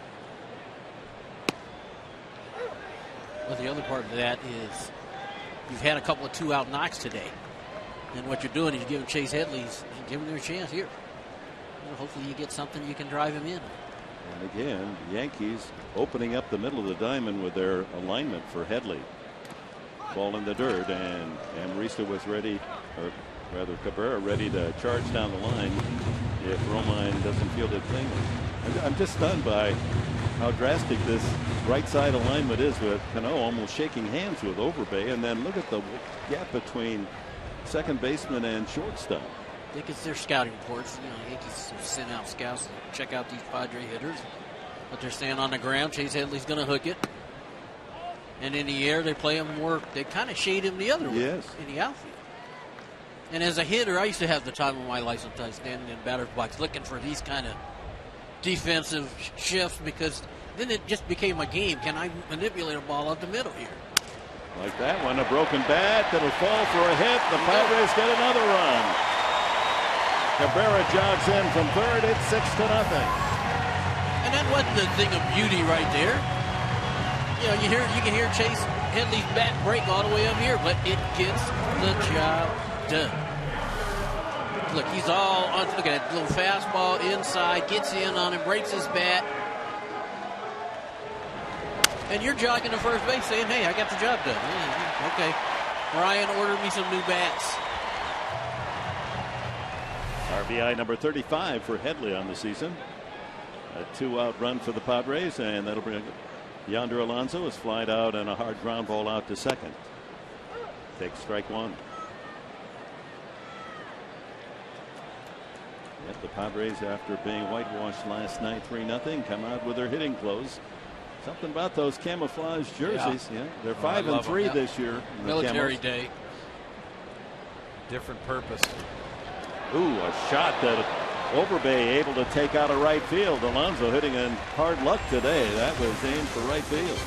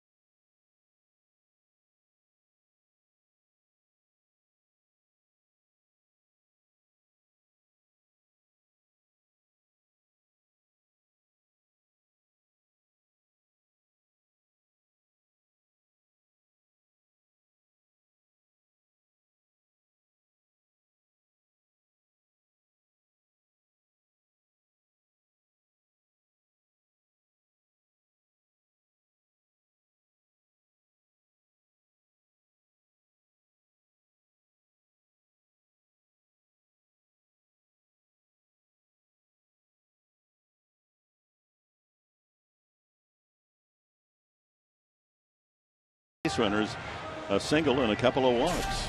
Well, what a introductory and a first impression by Ian Kennedy. It's all about the changeup today. He's got some good strikeouts with the changeup.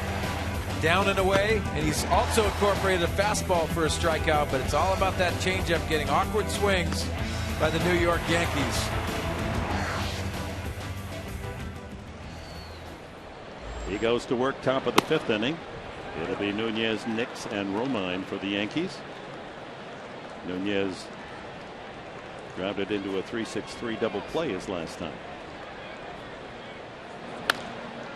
Two-hopper to Cabrera, room service ground ball, one away.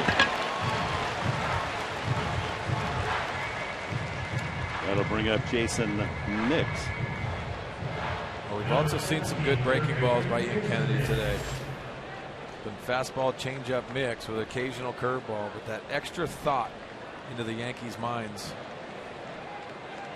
Looks very comfortable on the mound today. I like how he was located today. You know, like I said, Granderson's the only guy he's had a little bit of trouble with. He walked him both times, but he's been able to throw all his stuff for strikes. He's worked both halves of the plate. Nix hit the ball hard. That was that sharp one-hopper right back to the mound that struck Kennedy in the thigh. He blocked the ball from going into center field, paid the body price, threw out Nix. But it wasn't serious enough for him to suffer an injury. Stayed in the game. How many numbers do you think the New York Yankees have retired? I mean, they obviously lead the major leagues, most numbers retired. That's why you see pitchers that are significant, like Phil Hughes wearing 65. Yeah. You run out of numbers. How many do you think they've retired? Take a stab. 20? Well, you're close. Yeah. 16. And one of those in 1985, they retired Phil Rizzuto's number. Not the most famous number for the Yankees, but Rizzuto, of course, not only a great shortstop and worked with our Jerry Coleman, a double play combination back in the 40s and 50s, but a long-time Yankee announcer. And Rizzuto's number 10 was retired. Saw a fly ball foul out of play. But 1, 3, 4, 5, 7, 8, 9, 9 twice. Bill Dickey and Yogi Berra, number 8 rather, twice. 9, 10, 15, 16, 23, 32, 37, 44, 49, plus 42. So that's 17 retired numbers. Well, not retired yet because it's still being worn by a bullpen ace, Simone Rivera. Add Jeter to that list too, so 2 is going to be a number. Oh, yeah. So that would mean it would be 1, 2, 3, 4, 5. Number 6 has not been retired. Clete Boyer, I think, wore 6, if I remember. Some of their pitchers are going to have to wear 3 digits pretty soon. 108. All the numbers, 1 to 10 have been retired, so you're going to be wearing double digits, probably 3 digits. The highest number retired so far, 49. Ron Guidry, Louisiana Lightning. There's our proud history for the Padres. It's really cool to go out at Yankee Stadium and go down that retirement row that they have. Line drive, base hit to left field off the bat of Nix. 1-out single, just the second hit for the Yankees today. Ian Kennedy, he's the headline story of this Sunday at Petco Park, Laura. Well, yes, he is, Dick, and I think we've got to tell you a little more about him. Here are 3 things to know about the Padres' newest starter. He loves to surf. He actually surfed a lot in high school and said when he was playing winter ball in Puerto Rico, he would go surf every off day. His wife, as we've mentioned, played basketball at USC, so she's quite the athlete, and his 2 daughters are only 13 and a half months apart, 1 and 2. I'm sure it's an exciting household for the Kennedys. They're expecting a 3rd child on the way as well. Well, that's a quick family. They're going to be one of those you see the mom wheeling a triple, almost like that triplets. One of those baby carriages.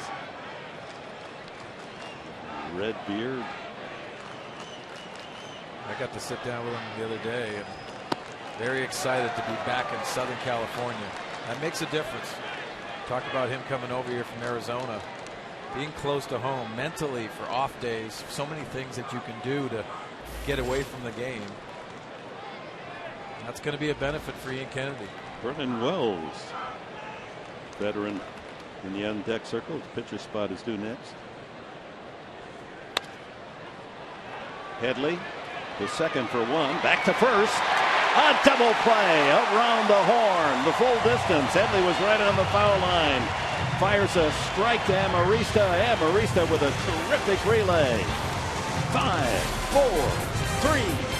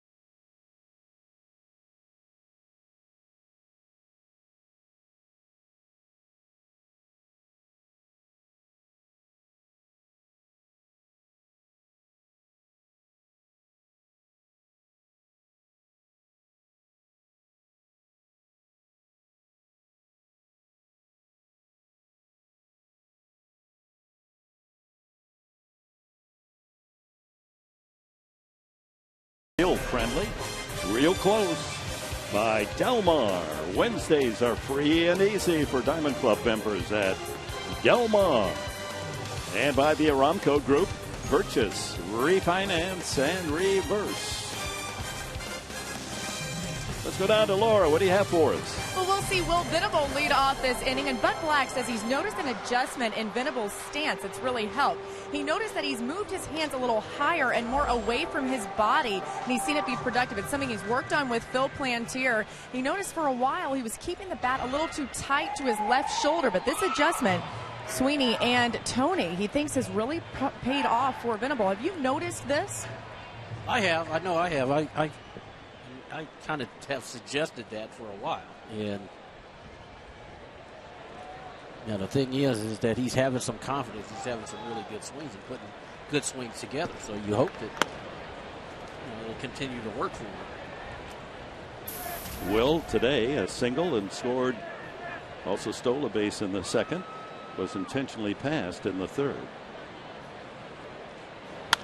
And drives that one to left field, but it's carrying right to Soriano, a line out to left. You don't take that kind of contact, even though it was an out. Well, anytime you make adjustments in the game, you want to see some success, which Will Venable has had. But you see that hand path and down through the baseball right there. That's what I love. That short stroke for Will Venable. You said we had the single on the elevated pitch. If he can handle a pitch on the upper part of the zone, he knows he handles the ball down in the zone very well. It's all about adjustments that you're making, and you're going to make plenty of them throughout your career. For Will Venable, it's just the consistency part that we always talk about. He has the ability. We saw that side view there. Denorpia, that one slicing toward the crowd in right and away from Ichiro.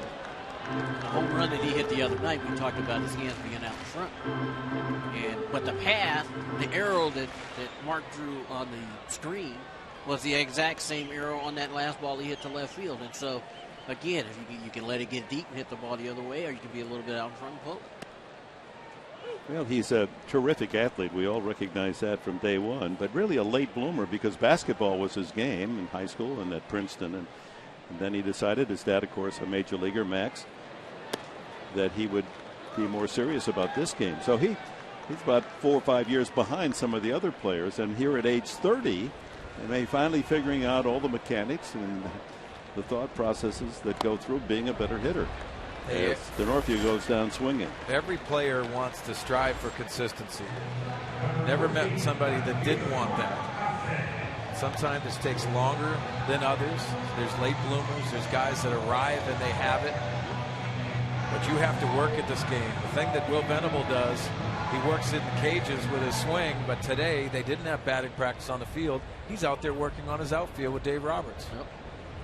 No, he's tireless in that regard. You can always count and hear the ball meeting bat in the cage when you go into the clubhouse. If it's early, it's probably Venable. Yep.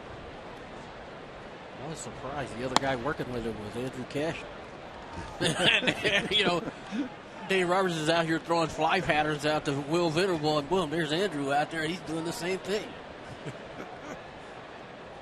He's trying to follow the Mark Grant approach that he's the best athlete on the field. Yeah, don't even get me started with that. He looked pretty good, though. He did. Hey, I'm an Andrew Kashner athlete fan. He is very athletic. 3-0 now, and ball four to Katse, a 4-pitch walk for the veteran.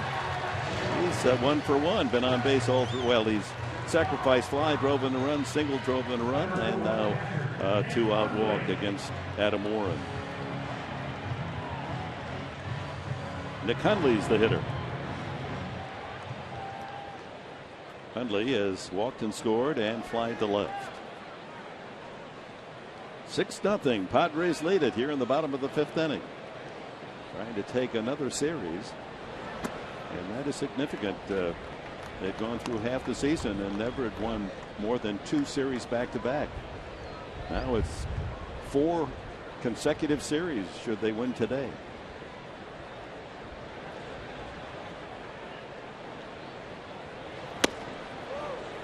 One and one to Hundley.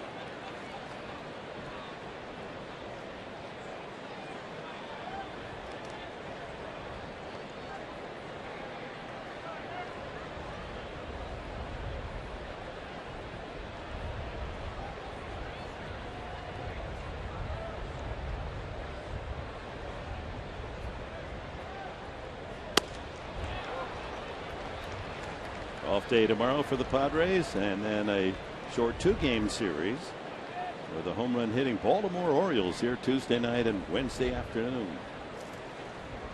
Edinson Volquez will get the call Tuesday night against Bud Norris, the new right-hander acquired from Houston by Baltimore by trade. And Eric Stoltz will go on Wednesday noon. Looking at the calendar after the Yankees leave town tonight, that's Baltimore at home for 2, an off day for travel to Cincinnati. Always fun games played there at the Great American Ballpark, and then Colorado for 3 before coming back home in a long homestand that starts with the New York Mets. Dick, you talked before the game. David Wright injured for the Mets. You said 2 to 4 weeks with him. You never know what's going to happen with that, but that could be a benefit for the Padres. This is a big part of the schedule. And Pittsburgh comes in for 3, and that used to say, hey, Pittsburgh in for 3. You might have 2-3 wins there. Not anymore the way they're playing as well as anyone in baseball. Yeah, best record in the National League. And then the Cubs for a weekend, so it's a terrific homestand next. So look at the schedule, find a game or 2 that you like, and order your tickets early and save. Full count now to Hundley. Kotsay will be off with the pitch. And ball 4, back-to-back walks. Kotsay and Hundley brings up the pitcher. Hey, Padre fans, get to the park early Friday, August 16th for Padres Wine Fest. Enjoy wine tastings from some of your favorite wineries before your Padres take on the Mets at 7:10. The party starts at 5 with $5 tastings and live music. Get your Padres Wine Fest tickets today at Padres.com. Yeah, they're making some nice wine over in the Temecula area. There'll be a chance to taste some of those and others. It's Is Dave Roberts going to have his wine out there? Red Stitch? He's pretty protective about. They don't actually make a lot of wine, a few hundred cases. So with the demand, he may not be able to share some tastings on that Friday night. But in fact, I'm still waiting to get my first taste. You know, often he'll slip one on a road trip and give us a little taste, but it's almost like Fort Knox to get in. But we know it's good. There are a lot of raves. Kennedy has sacrificed and grounded out. It's funny, Dick, to hear you talk about Dave Roberts wine. Tom Seaver, same thing at the Hall of Fame. When he comes, he has his own wine. He brings his own wine. I've got his wine. But the pitchers only get his wine. Listen, I'll bring you a bottle. I have a couple of cases. I get a case every year. Oh, great. That's awesome because they say it's really good. His last, I think it was the 2010 Wine Spectator gave it a 94, 95. I mean, that's big time. Believe me, these guys, the pitchers are sitting at the Hall of Fame and they're toasting each other. And the position guys, I got Eddie Murray, I got Orlando Cepeda. They're bringing their own bottles, made. That's okay. Yeah. So 2 strikes again, and outside 1 and 2. In fact, it's a nice when folks come over and we get down in the cellar there. If it's a baseball fan, I say, now you've got to, if I'm going to open this up, you've got to guess what Hall of Famer made this wine. And his label is GTS. And it's George Tomasino. And he does make sweet wine. And the Padres making some sweet music today, 6-0.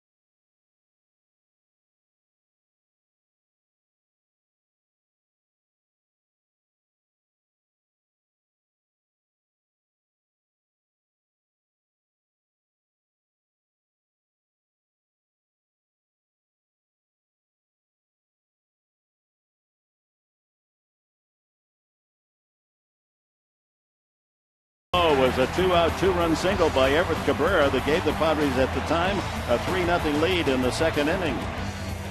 Kristen Orpia and Mark Kotze have knocked in runs with sacrifice flies today. And the Padres have built a 6-0 lead. Chase Headley's single making it 6-0. A broken bat base hit in the fourth inning. All in support of the new Padre right-hander Ian Kennedy. Kennedy allowing only 2 singles and 2 walks. Working on that 2-hit shutout through 5. All good so far on this Sunday. Little thought walk for Kennedy before he goes to work here in the top of the 6th. Brent Lillibridge hitting in the 9th spot in the double switch made by Joe Girardi. Well, the concentration level by Ian Kennedy, that's what impresses me too. We talk about his command. Obviously the changeup today. He throws out that breaking ball. You can see he has the stuff to be dominant in this league. Back to your comments about Tom Seaver. On this date in 1985, Seaver won his 300th game, beat the Yankees. That ruined Phil Rizzuto Day. They were retiring the Scooters number, and Seaver beat him 4-1. But if you run into Tom Seaver up there in the beautiful Napa Valley, don't even try to talk baseball. You better talk wine. That's his love now. He likes to slosh through the vineyards, and muddier the better. Check on those vines, make sure their blossoms are right. Find the perfect time to pick the grapes. In my next life, that's what I want to do. 2-1. And Lillibridge takes a strike. Ichiro and then Cano to follow in the Yankee sixth inning.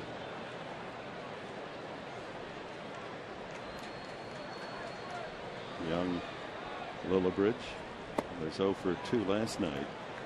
Changeup, and it's a full count to the leadoff hitter.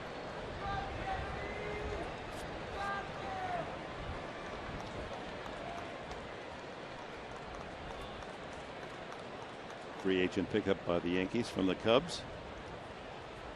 Swing and a miss and another change.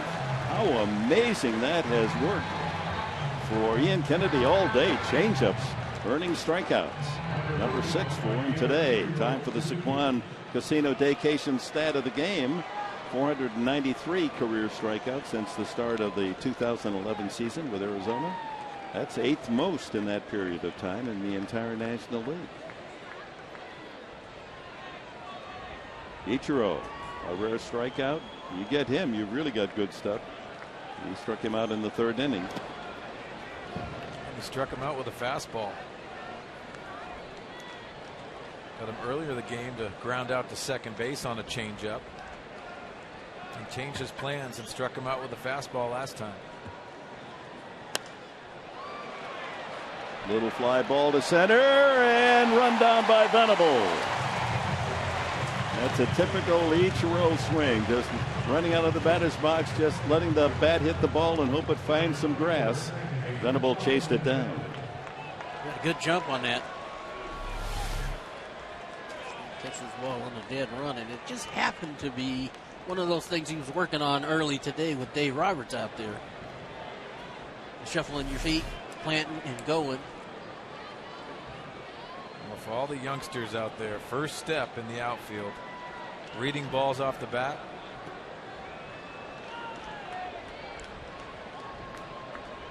Amarista shows that skill when they put him in the outfield. Here's Cano. He's popped out twice to Cabrera.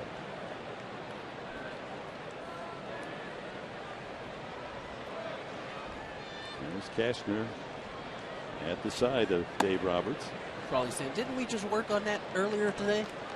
Cashner's probably saying, I would have had that. Yeah, he said, I could have caught that too. Right. You can see they have a great relationship.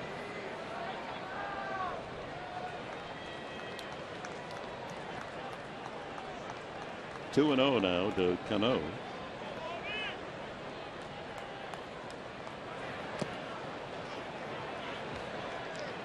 So many times you think about the relationships you had with coaches. I had a relationship with Davey Lopes just like that with Cashner and Dave Roberts. I wanted to be in his ear. Anytime he had something to talk about and open his mouth, I learned so much from Davey Lopes. And you always have those guys that stick out in your mind. Anybody for you, Tony? Jim Ridley, really. And Greg Riddock, who was first base coach. And who ended up being our manager at one point. But same kind of thing. We just kind of picked their brain, just kind of listened to what they were talking about. Greg Riddock's thing was he was the first base coach for years. Ball 4, Cano. A 2-out walk. That's the third given up by Ian Kennedy. Joe Girardi down in the Yankee dugout. It's his 6th season. And Joe is the only major league player who has ever been inducted into the Academic All-America Hall of Fame. He was an Academic All-America 3 years at Northwestern. Pretty good school, Big Ten. Quite an honor. Bill Walton here in San Diego, one of the just 100 that are in that Academic All-America Hall of Fame. Pat Hayden, my former partner Merlin Olsen.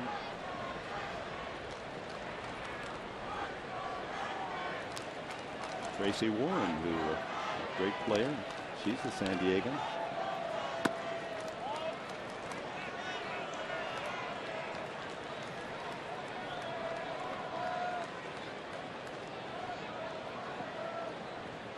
Alfonso Soriano has lined to left and struck out.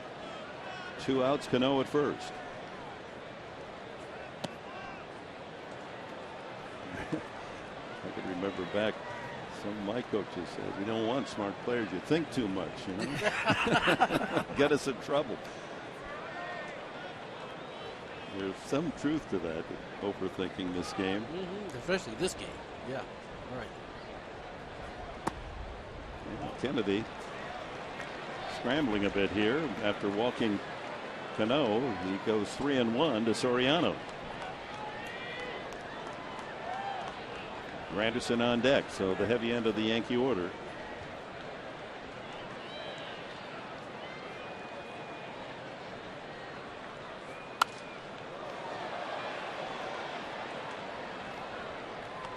Bud Black with the pitch count. Next one will be his 90th delivery. From the gesture, it sounds as if he wants Colt Hines to get ready. Although as a southpaw, Black is going to gesture with that hand naturally anyway, wouldn't he? Yes, he is. Drive into the left field corner, and it's a foul ball. Just foul. That would have ruined the shutout bid of Ian Kennedy. Talking to Bud Black before the game about Ian Kennedy as we see this foul ball. Just foul. We talked about the 100 pitch mark. He said he has the ability to go over that. But today it's a little different. More mental day today that he's probably worried about than physical. You can see Nick Vincent, Colt Hines getting loose in the bullpen. Ooh, up and in. And ball 4, Soriano. So 2 out walks to Cano, and Soriano brings up Curtis Granderson and brings Darren Balsley to the mound.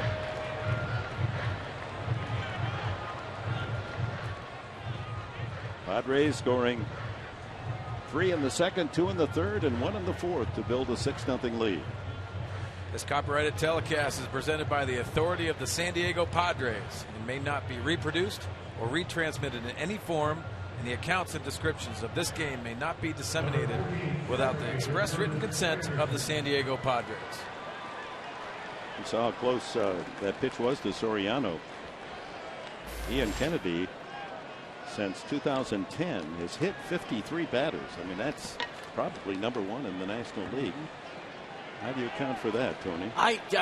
We talked about it at the beginning, command issues. And when you can't command a baseball, that's, unfortunately, you're going to hit a few. First pitch inside to Granderson, who has walked twice. Oh, you touched on it earlier too, Tony. I mean, the younger pitchers in this game, they get scared throwing inside. And like Ian Kennedy understands, he has to pitch inside. And if he does that, he's going to hit some hitters. Line drive off the glove of Alonso into shallow right. That'll score 1 run. Soriano around to third, and it's 6-1. Close to being caught by Yonder Alonso. A line drive single for Granderson. He has been the Yankee offense in the series. Yep. Once again in the middle of the plate. And it looked like Alonso was going to go up and get that ball that goes off his glove. Cano to come around and score. Soriano to third, so first and third for Lyle Overbay, who was struck out both times. 6-1, the Padre lead. Only the third hit off Kennedy. The 2 walks set the table. Let this get out of hand. You can get this third out and get out of there.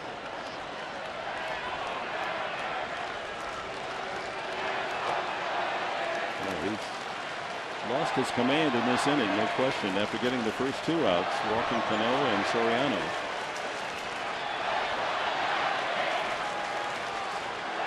That's given some life to the New York Yankee fans that are here. And when they start their chant, "Let's go Yankees," the Padre fans proceed to drown them out with the Padre yell.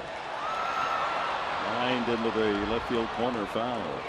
Part of the tough decisions for managers in this game is to when to take the pitcher out. I mean, I think that's the toughest thing, and not knowing Ian Kennedy personally for Bud Black, and also Darren Ballsy, the pitching coach. That's the decision making, and this is what they're learning now. They're getting into the part of the game. They have to mix and match.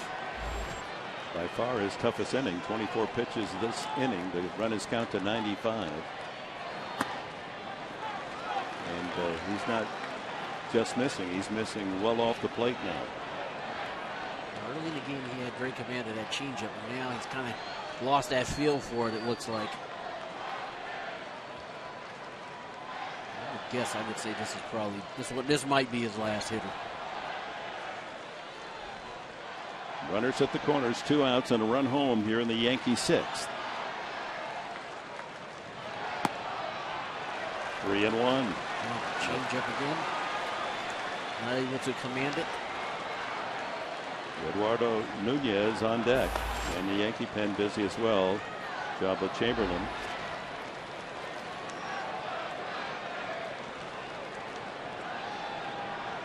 Pitcher's spot is just a couple away.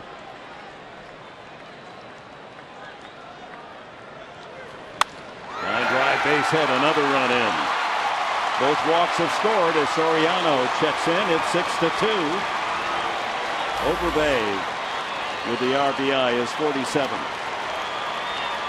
And that brings Bud Black out of the dugout. So a terrific debut by Kennedy through 5 innings, allowing no runs, only a couple of hits, but with 2 outs in the 6th, 2 walks.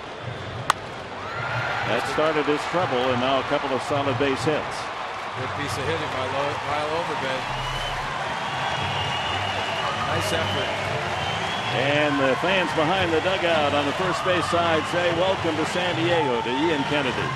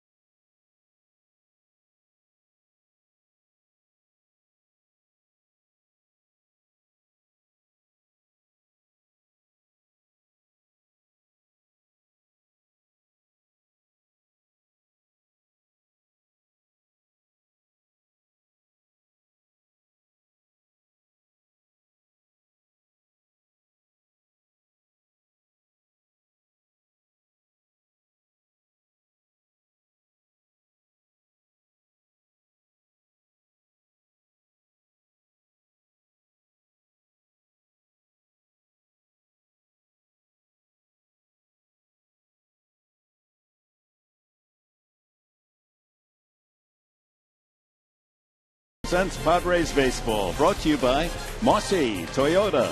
Summer temperatures are higher, but Mossy's prices are lower. Visit Mossy.com. By Petco, where the healthy pets go. And by your San Diego County Lexus dealer, inviting you to test drive a luxurious Lexus automobile today. One of the great tourist stops here in San Diego. Over 1 million visitors a year to the aircraft carrier Midway. Nick Vincent trying to get that final out in the 6th inning. Serious times now as the Padres 6-0 lead down to 6-2, and there are 2 Yankees aboard. With Nunez the hitter, and he takes strike 1.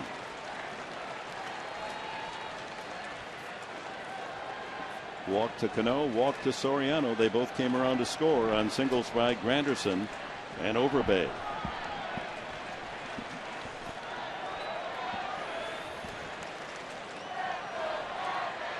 Vincent pitched an inning last night, retired all 3 men that he faced. Up the middle, Cabrera. He got the force on Overbay. What a play! Pirouetting in the outfield to get an out. What a big out that was. Takes it out of center field. Oh my.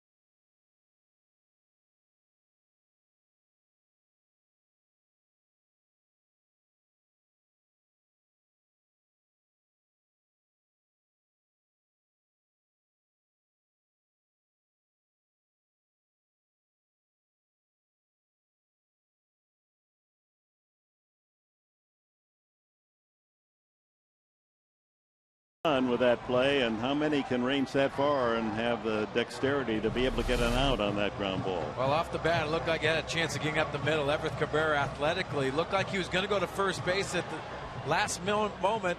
Flips the ball to Amarista. That chemistry between the two of them. Athletic play again by Everett Cabrera. And this is the right play, too, because he wasn't going to get Nunez at first. So many times we've seen that spin by Everett Cabrera and throwing an accurate throw to first base. And by baseball tradition, you lead off the next inning after a good defensive play. A 2-hopper to Cano. 1 away in the 6th. Well, we had an interesting poll today. Laura, how did it come out? Well, yeah, I was definitely interested to see how this one turned out in our AT&T Twitter poll. We asked you which record would not be broken, and the fans have weighed in. They think that Barry Bonds' record would be broken, and this is the one that they think will have the best chance of actually being broken. This is a tough one because these records are very difficult. They're talking about the 762 career home runs for Barry Bonds. Yeah, they're all going to be tough to break, that's for certain. Fans have voiced their votes. Alexi Amarista, a single in 3 at-bats, has scored a run.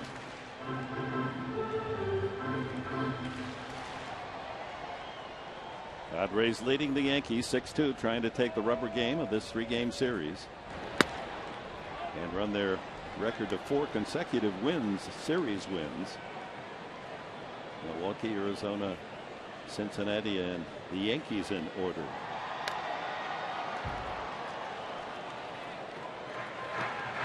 Amarista to be followed by Chase Headley here in the bottom of the 6th.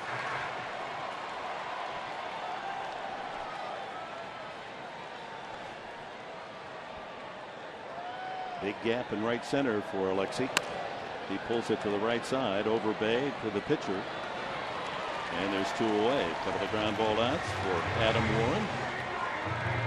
Working his 2nd inning for the Yankees.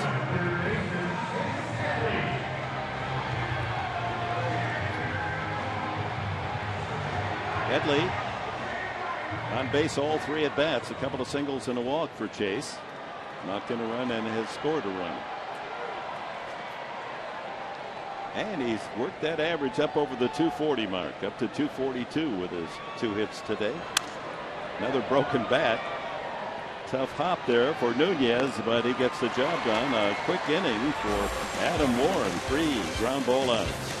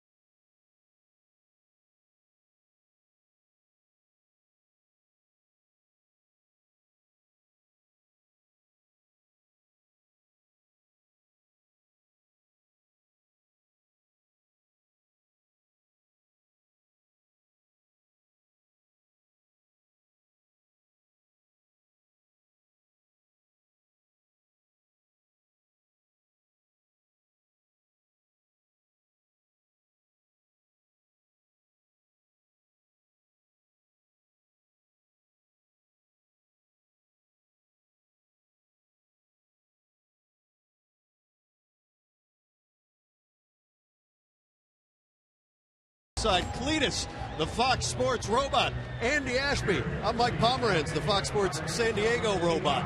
Ian Kennedy doing a whale of a job in his Padres debut. Yeah, great debut. You know what was the equalizer for me? Not only is using all his pitches, but the changeup, the way he spotted it to both sides of the plate with that good downward movement on that changeup.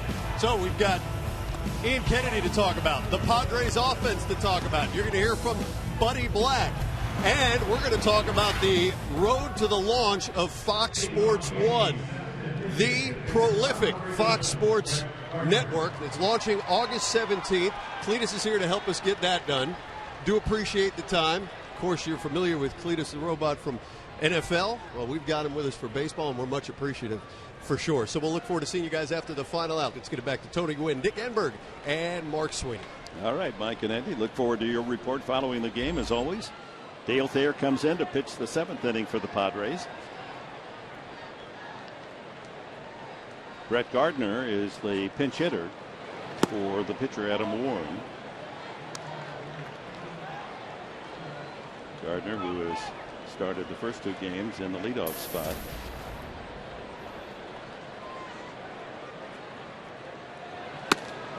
That's a strike. 1-1. Gardner in the series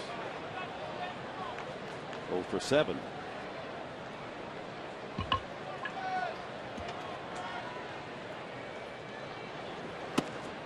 On the inside corner. Good location with that fastball. That running action Dale Thayer gets. He pitches inside, works off the plate, and hits the edge. Thayer pitched the 9th inning last night, gave up a run. Right back inside, and Gardner backing away from that one. Looked pretty good.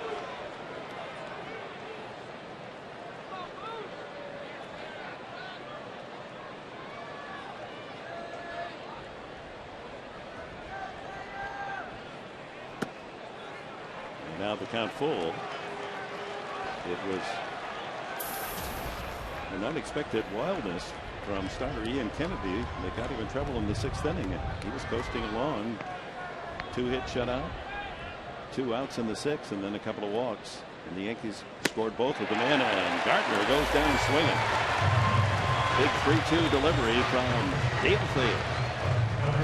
When you talk about a strike thrower, Dale Thayer is the epitome of that. 3-2, rears back, throws that fastball, challenges the hitter. He impresses every time out. He looks like he just feels very confident with that fastball, moving it in and out. What a plus for the bullpen. Austin Romine, the young catcher. His dad played in the big leagues with the Red Sox, an outfielder, Kevin Romine. 1 for 2, grounded into an around the horn double play his last time.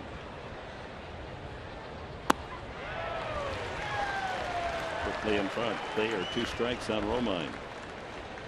Well, Ian Kennedy's going to know after giving up a single, it's that big double play. He's going to know the Padres play solid defense behind their pitching. That's an added bonus.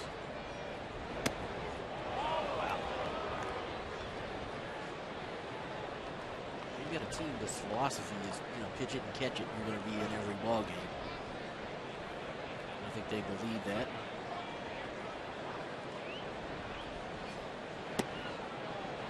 Two and two. Well, the Dodgers won again. 1-0 shutout of the Cubs. Can you believe it? 14 in a row on the road they've won. 14 in a row. I went back to look at when Puig first came up against the Padres, fouled at the plate. That was on June 3rd. We were up at Dodger Stadium. Puig debuted. The Dodgers were 8.5 out of first place, 23-32. And in a short amount of time, now they're 61-49. So they're 38-17 since. And they started today 4.5 in the lead. If you look at the game notes of today, and everything's been going well for the Dodgers. But Hanley Ramirez today left today's game. And he jammed his shoulder. He's going to be evaluated tomorrow. But they haven't gone through much adversity in the second half. And you can see the consistency. Yasiel Puig, he's made a huge difference in that lineup.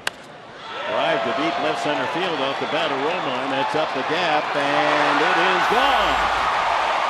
Into the bullpen for Romine, his first home run. His first major league home run. Austin Romine makes it 6-3.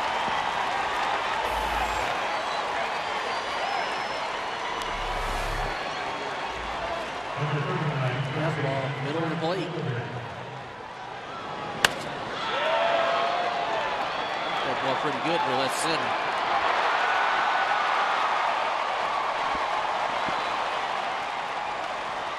Well, that's got to be a thrill for the young Romine. His first big league home run comes in the bright daylight of San Diego Sunday in front of a big crowd. That's the lead to 6-3. Brett Lillibridge came in as a pinch hitter, struck out in the 6th inning. 1-1 the count. And to make that all the more unusual, I guess, for the Yankees, that was a right-handed hitter hitting a home run. Only the 4th by a right-handed hitter in 62 games. Popped up, right field, shallow. Northfield tucks it away, 2 away.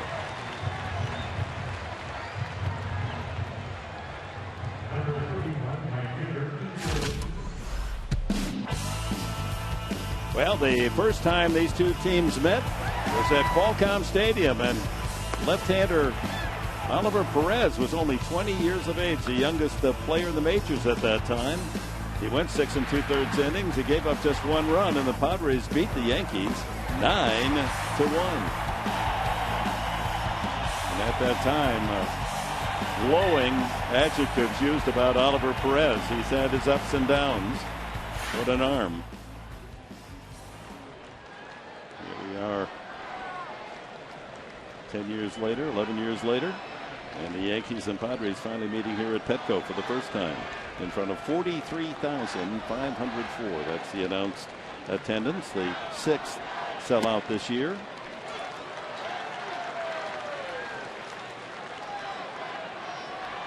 $131,000 for the 3-game series. Ichiro 1-1.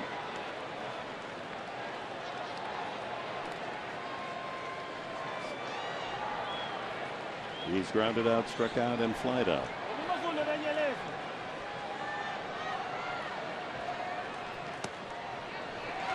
One ball and 2 strikes. Goes to the slider.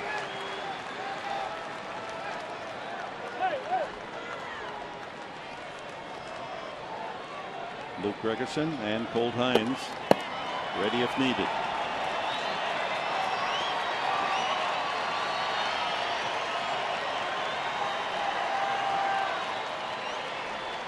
That's a big pitch for Dale Thayer. Yeah, it is.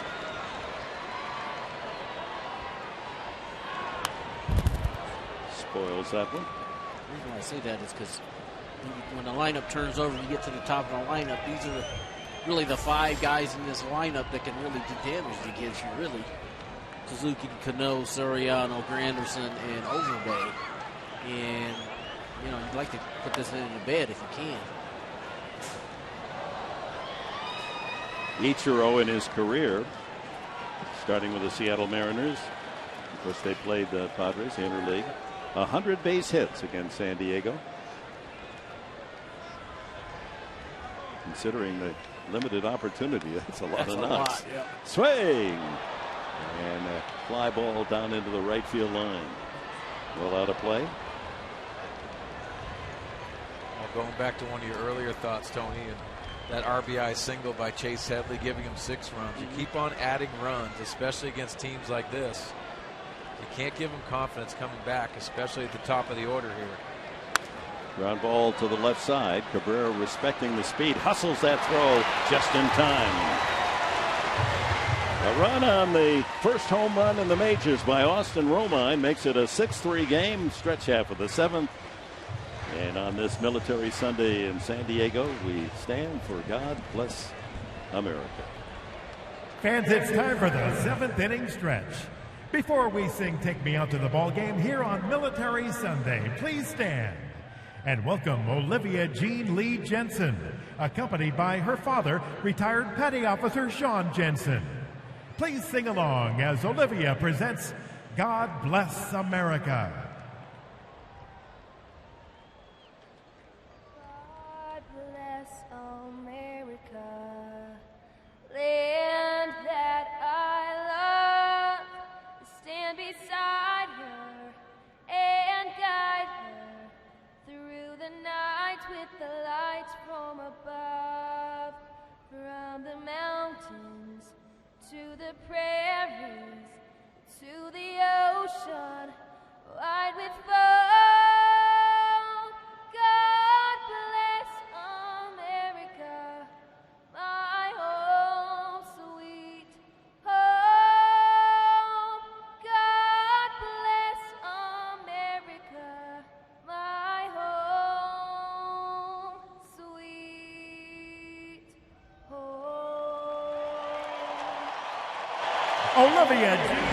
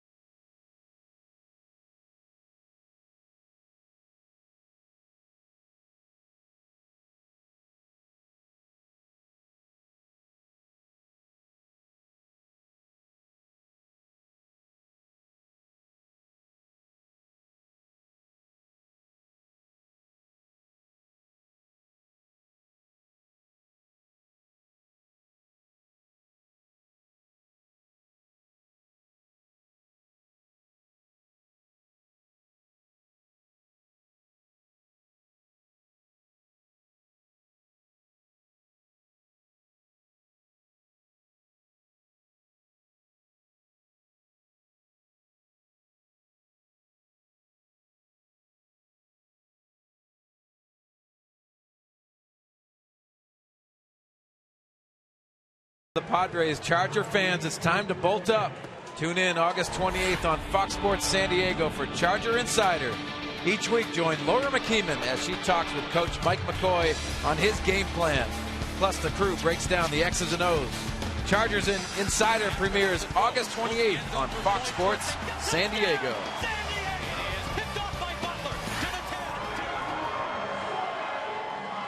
We go to the bottom of the 7th inning, and a terrific rendition of God Bless America by 16-year-old Olivia Jean Lee Jensen. Her dad just retired, a petty officer, Sean Jensen from the U.S. Navy.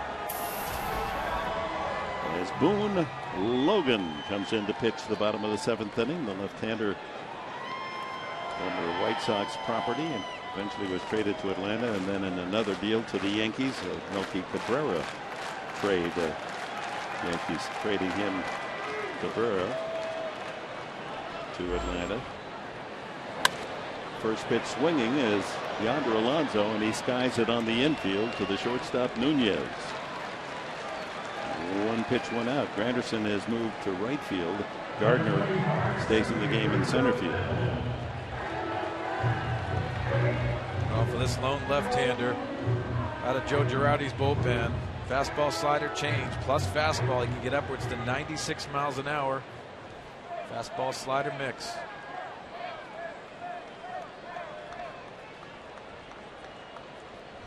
Worked in 80 games last year.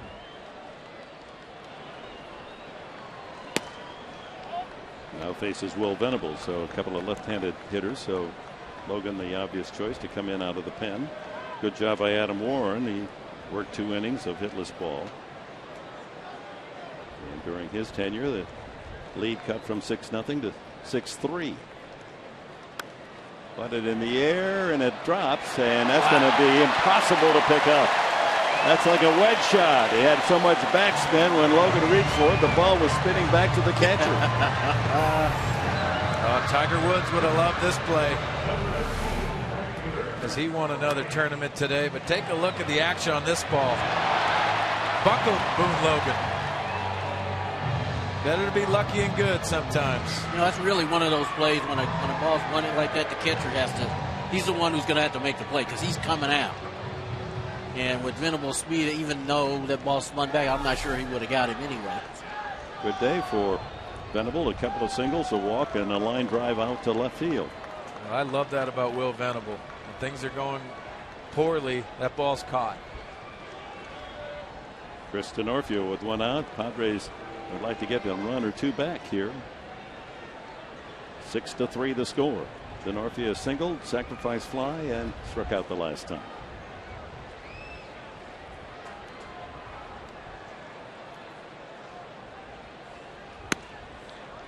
You can see from our Fox tracks by Southland Technology, Chris Denorfia has proven that he'll go into that hole, shoot the other side. They're going to try to pitch him in, maybe even soft, try to induce him to pull the ball. His single back in the 2nd inning was between 1st and 2nd. There goes Venable. Throw by Romine, not even close. Didn't even have to slide head first. That's such a big jump. 2nd steal of the game for Venable, who now has 11. 2nd best behind Cabrera's 37. He was gone. I mean, he read him perfectly. As soon as that leg went up, he took off. He got himself in the scoring position.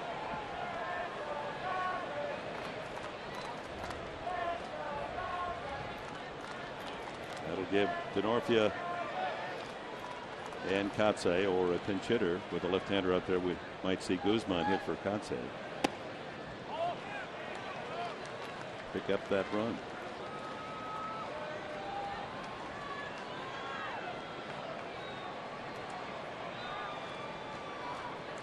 Padres have been successful after last night going 0 for 8. Runners in scoring position. They're 4 for 8 today.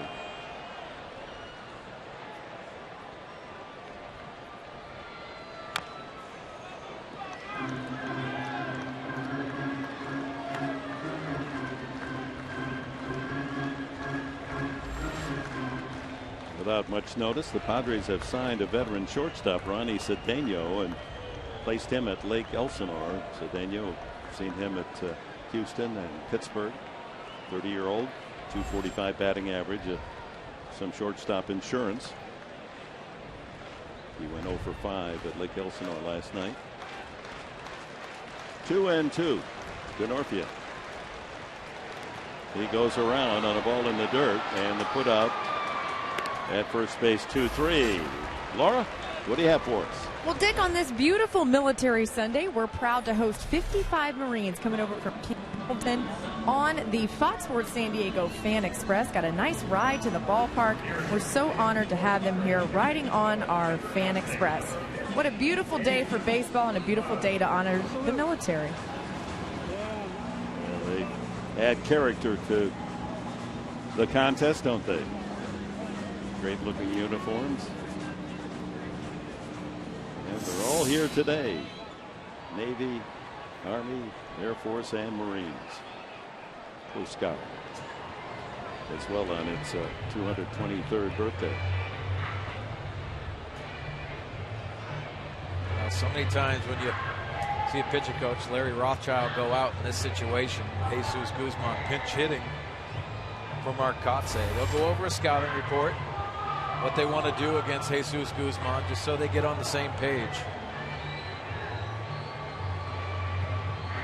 Venable standing out at second base. A big insurance run for the Padres, who lead 6-3. Manager Black working the right-handed hitter Guzman, bringing him in to face the left-hander Boone Logan. Good job this year, Guzman pinch hitting. 3 of his home runs as a pinch hitter.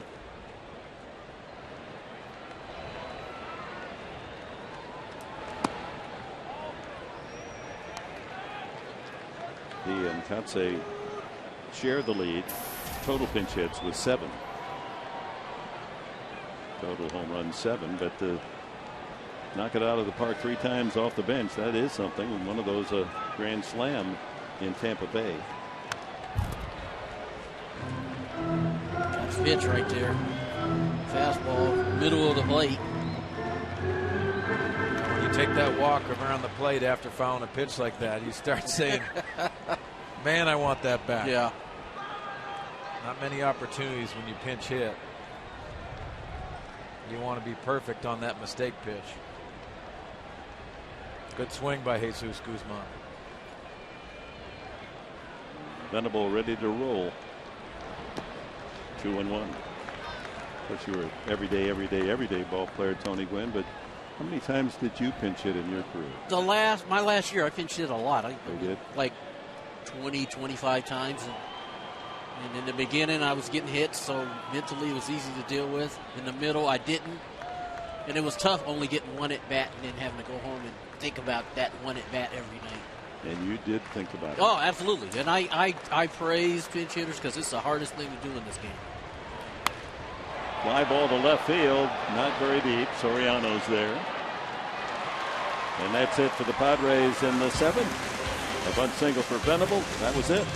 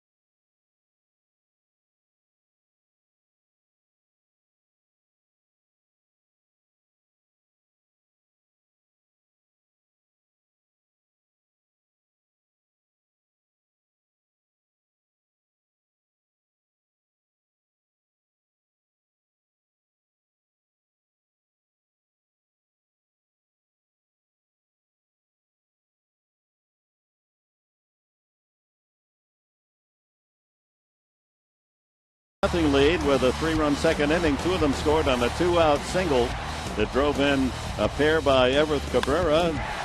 Chris Denorfia added a sacrifice fly, and so did Mark Kotze as part of the scoring early as the Padres built a 6-0 lead. The 6th run coming in on a broken bat single off the bat of Chase Headley.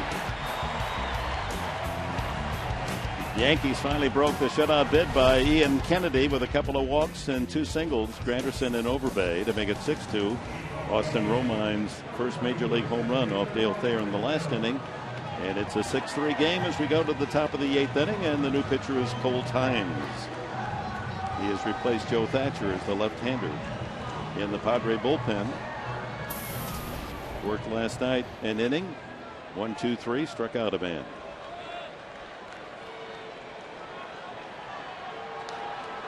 Faces 3 tough hitters here in the top of the 8th as Logan Forsythe goes in at second. Amarista moves out to center field. Denorfia goes to left, Venable to right. So the outfield now, Denorfia left field, Amarista center, Venable in right. Infield, Headley, Cabrera, Forsythe at second, and Alonso. Versatility for the Padres defensively. And all 4 of those changes, they feel very comfortable because they've had a lot of reps in these positions. He's popped out twice, Cano, and then walked. That was that first of 2 walks by Kennedy in the 6th inning, and both came around to score. Ground ball to second. Forsythe gets a chance immediately. It'll find you. Come in the game, be ready. There's going to be a bullet hit right at you. Like a magnet. The ball is amazing that knows how to do that. Yep. It just is at all levels, from Major League right on down to Little League. Your weakest fielder, the ball is going to find him. You can't hide him. Maybe a little in the Little League, you put that unwanted position right field, the early young Little League. They tried to hide me, Dick.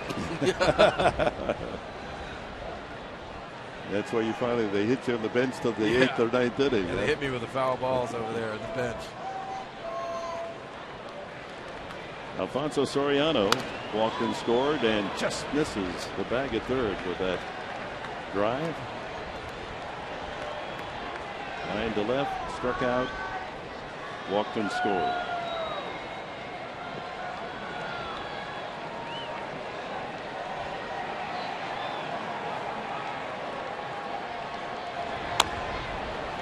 Smothered for 1-2 count.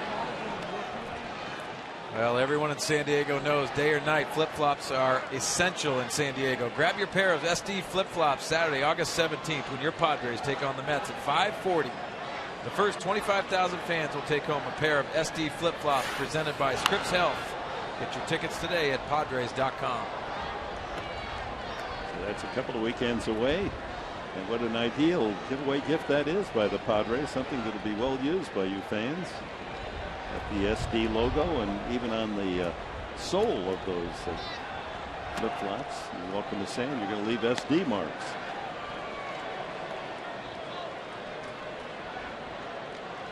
Two balls, 2 strikes.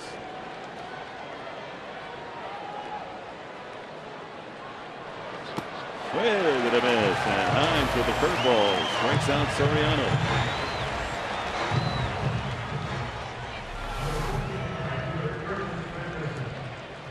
Slider, good spot. Dialing in. So 2 away to Granderson, who has walked twice and knocked in a run with a single.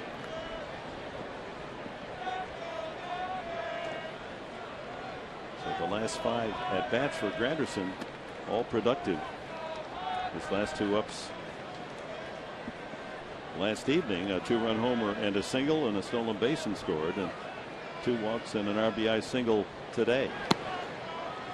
They welcome back this talented power hitting lefty, Curtis Granderson. They've missed his bat. Like we were talking about, he's not a very big guy, but he doesn't miss balls in the middle of the plate. Well, you know, 43 home runs last year, 41 the year before. A 4-pitch walk. With a 6-3 lead, you don't want to do that. That brings up Overbay. They singled in a run the last time. Padres Live after the game. Mike Pomeranz, Andy Ashby breaking it all down. Talking to Bud Black, the manager. Ian Kennedy on his first outing. Yeah, that'll be interesting what Ian has to say about how he felt. New teammates, how he likes the mound here, how the fans support. Camo, unis. Yeah, I'm interested in hearing what he thinks about today. Oh, yeah. Just today. Yep. Because early on, he was really good. He was locating everything. And then towards the end of his day today, he kind of got a little erratic with the ability to throw that changeup for a strike. Now, what's this about? In the middle of nowhere, we get Girardi out to talk with plate umpire Alfonso Marquez.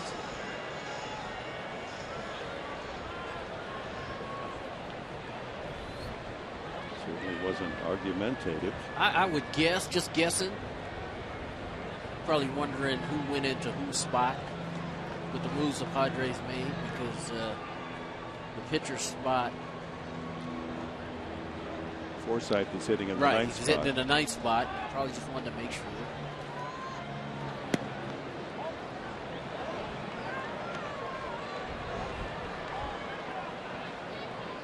Hines is in the seventh spot.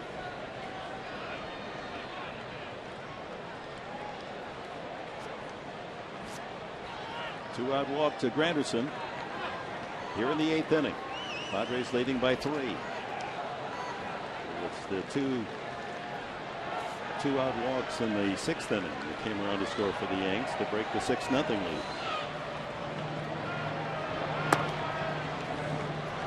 2-0. One plate jumping on Cole Hines.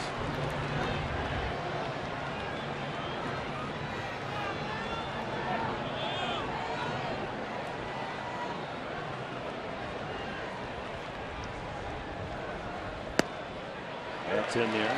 The reputation of Hines coming through the Padres system. He's a strike thrower. Reading some quotes by Colt Hines. Dropped his arm angle down a little bit, added a little more deception, especially to the left-handed hitters. It feels like he's located his fastball much better. If you take a look at the delivery by Colt Hines, the deception is coming across your body. Left on left. See that low three-quarter delivery that adds that deception to left-handed hitters. See good fastballs and good sliders by Colt. 2-2 now the count. He needs a slider right here. Look at the fastball. And this low, 3-2.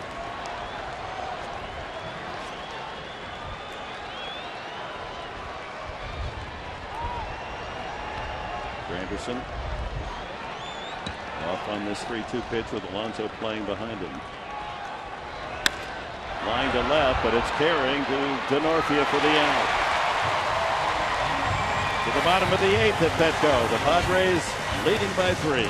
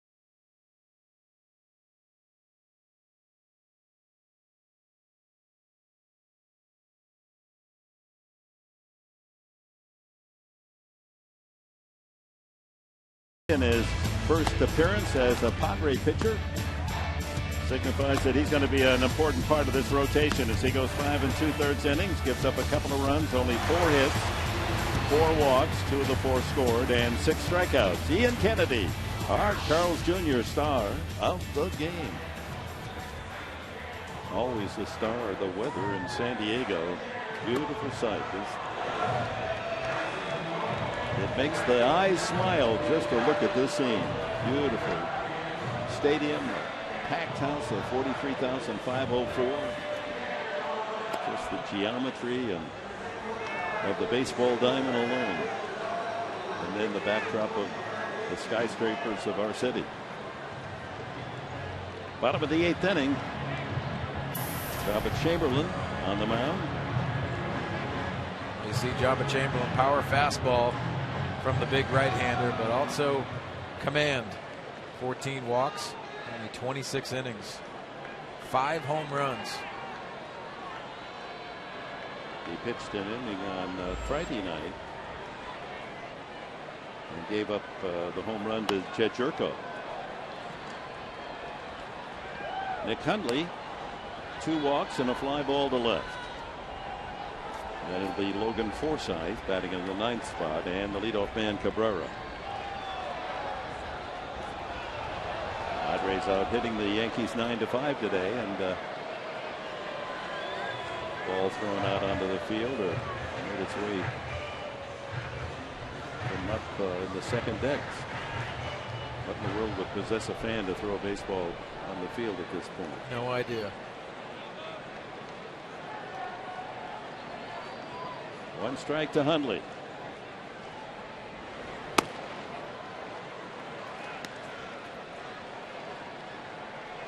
.94 in that fastball from Chamberlain. The great writer Roger Angel, baseball writer, essayist, New Yorker magazine, describing the beauty of baseball as you can sit in thousands of seats and see a different game, and it's all beautiful.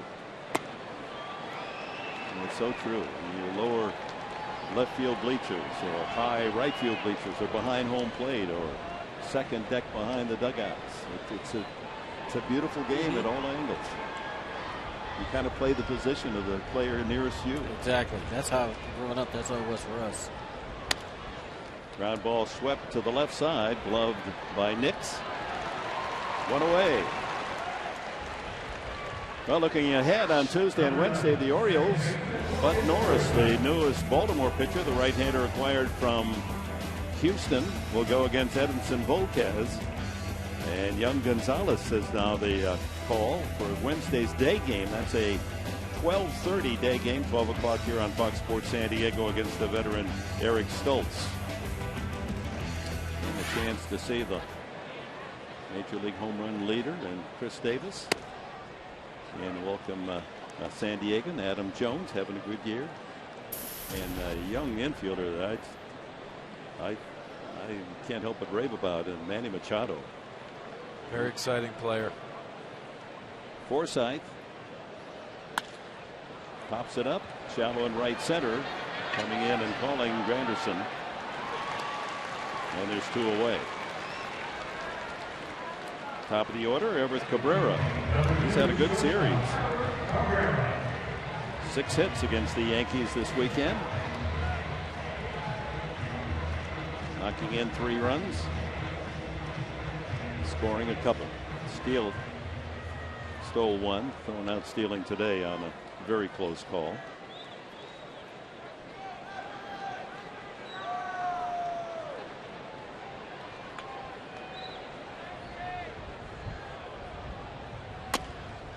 Chopped that one right to the bag, but goes foul. Foul ball. Well, the Yankees starting 8.5 behind Boston, but they have a double chance to make the playoffs because in the wild card in the American League, they're only 3.5 out. Baltimore's had a good season. Tampa Bay and Boston have been trading their turn at the top of the East. Which one of those teams are going to prevail, do you think, Mark Swin? Well, if you look at the pickups, I think Jake Peavy for Boston is huge, but they have to have Clay Buchholz come back in my opinion, to have that move really mean a lot. But they needed pitching. They had starting pitching. But that division, we're going to see the Baltimore Orioles. They're very impressive. Tampa Bay's impressive. I think Joe Madden, in my estimation, does a great job with his roster. And obviously the starting pitching is outstanding in Tampa. I like Tampa too. I think they're the team to beat in the East. Just got pitching. 1-2 now to Cabrera. And this is where Everett has been a better hitter. Now he's got 2 strikes on him. You can see the light standard shadows over home plate. That shouldn't bother anyone. It's when they come between the pitcher and hitter, and then in the outfield behind the pitcher. Hit the left field fairly deep, but Soriano's playing as if he knew where it was going. 1-2-3. Chamberlain retires. The Padres in order to the top of the 9th.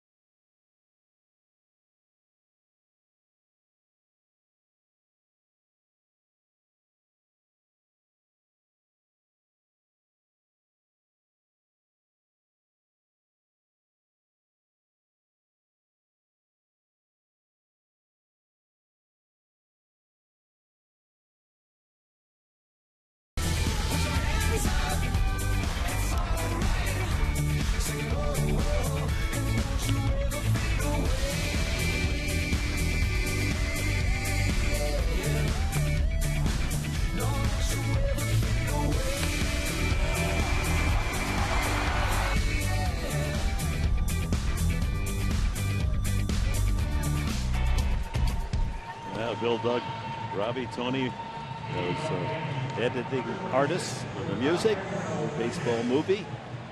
It's a highlight of our telecast here on Fox Sports San Diego. Out of the watchful eye of Mr. Padre out there in the park. Great to have you with us on this Sunday. The Padres 6-3 and Houston Street comes in to try to lock the door on a series win. They'll face Nunez, Gardner, and Romine of the Yankees. Street has been successful 20 of 21 save situations this year. He saved the game on Friday night, making it the 7th time in his career that he's saved at least 20 games. He now has 221 saves. He's only 423 behind Mariano. Well, he's looked very comfortable in the second half, and I think it's all about location for Houston Street. We saw times in the first half where he didn't look comfortable. And he looks like the normal Houston Street now. First pitch in there. Nunez has hit the ball hard twice for outs into a 3-6-3 double play, and he bounced that ball up the middle in the 6th inning. A crucial play made by Everett Cabrera to get the final out after the Yankees had scored 2. Popped up back toward us.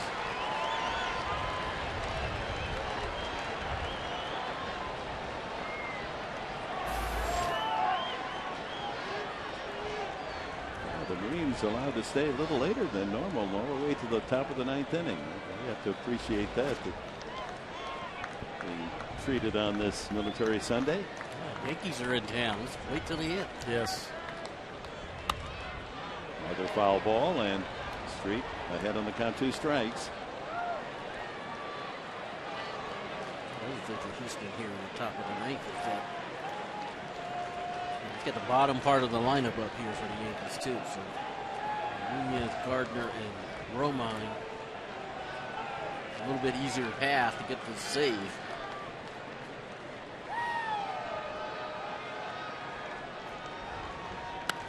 Back to the mound and by Street, and safe as Nunez. That ball swirled out toward the mound, and it's a base hit. He got jammed on this. I think Everett Cabrera, because of that shadow near home plate, did not read it off the bat. Actually looked like a line drive, but he got jammed. Tough play by, let's take a look at it. It looks like it's going up the middle, and Everett Cabrera, after he went the wrong direction, it goes actually off of Houston Street's glove. Looked like Street misjudged it too. He thought it was hit a little harder than it was. That brings up Gardner, and he takes a strike. Struck out as a pinch hitter facing Thayer in the 7th.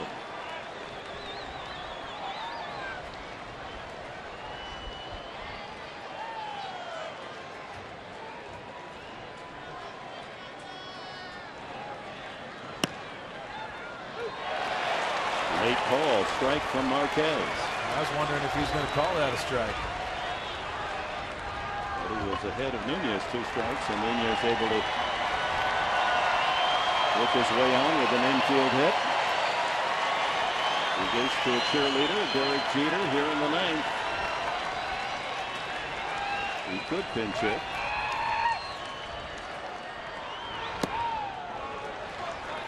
One and 2.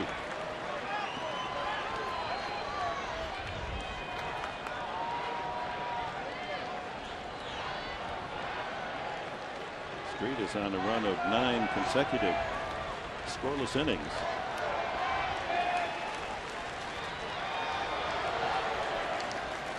Trying to get the final 3 outs against the Yankees and take the series 2 out of 3.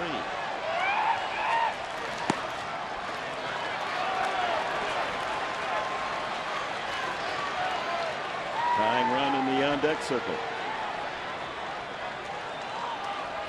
Romine homered his last time.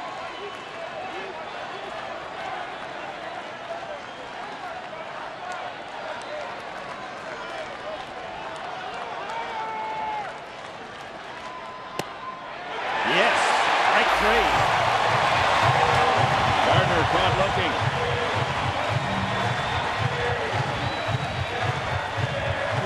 It looks like a fastball right there. Knee high, a little bit of run.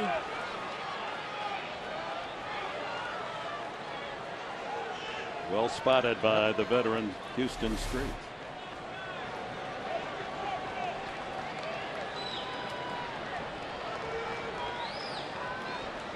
Romine, a single and a home run, his first major league home run.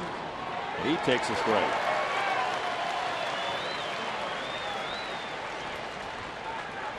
We mentioned earlier his dad, a major league outfielder. Of course, the man on the mound, Houston Street, his dad, an All-America quarterback at Texas. Ball gets away, and on to second goes Nunez. That'll be a wild pitch.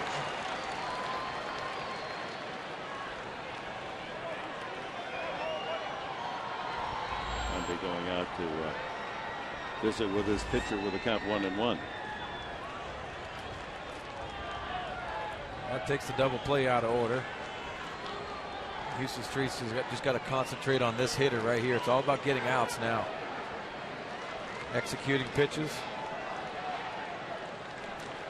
Yeah, now that Nunez is at second base, you got to ignore him. He can't beat you. Right. 1-1. Way outside again. Good stop by Hundley. He yanked those last two, didn't he?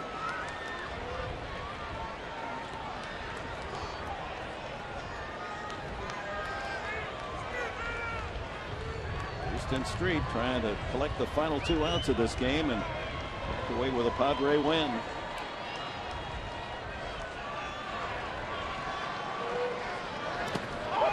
Way outside and low again. I saw Nick Hundley set up off the plate there. With a 2-1 count. That's very interesting. And usually with that fastball location, you take a look at where he's set up. Looks like it's off the plate right here. That's where he threw it. And with the fastball, he has that movement coming on the edge, but that was a breaking ball. You can see that movement on the fastball. Number 5 on our Fox tracks. And the count now full to young Romine.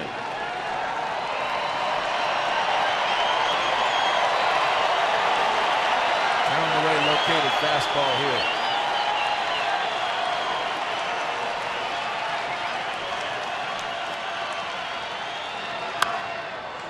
Cooks that one foul. Lillibridge in the 9th spot in the batting order is on deck, but Joe Girardi could elect to go to a pinch hitter with more power. He's got Vernon Wells down there. Jeter even on the bad legs. It didn't look like Derek Jeter was ready to hit. He didn't. Our last shot of him. There he is. I don't think he's taking a swing today. Full count. And another foul. Right on the black, that pitch.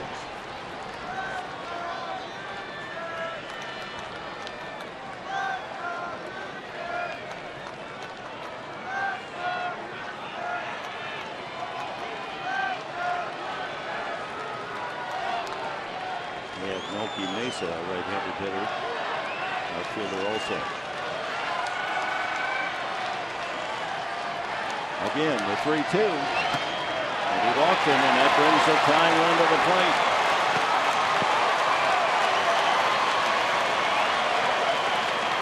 First and second with 1 out. And Lillibridge will hit. And then the top of the order, Ichiro and Cano. So that walk really changes the complexion of this 9th inning.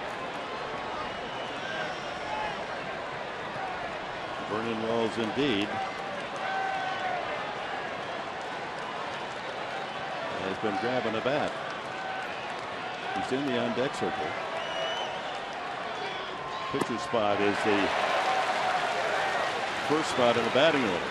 So Wells would hit for Chamberlain.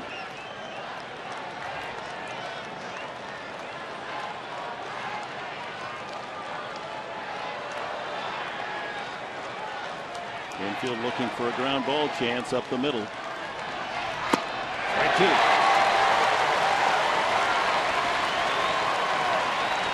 Good slide by Houston Street, right on the edge.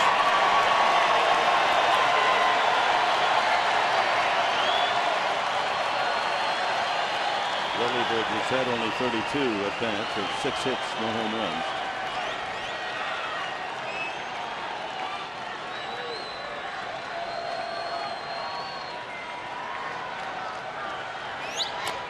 Fouled at the plate.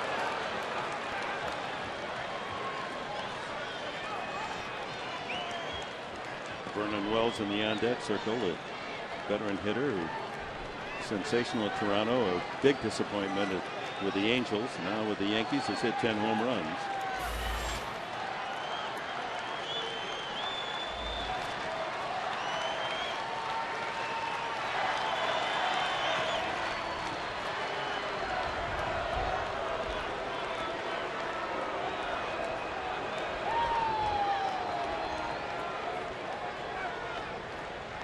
See Everett Cabrera coming in from shortstop in case they want to change signs.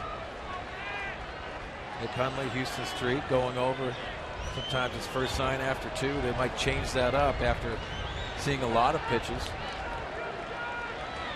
Infield hit for Nunez and a walk to Romine. They brought the tying run to the plate here for the Yankees in the 9th. 6-3 game. Padres once led 6-0.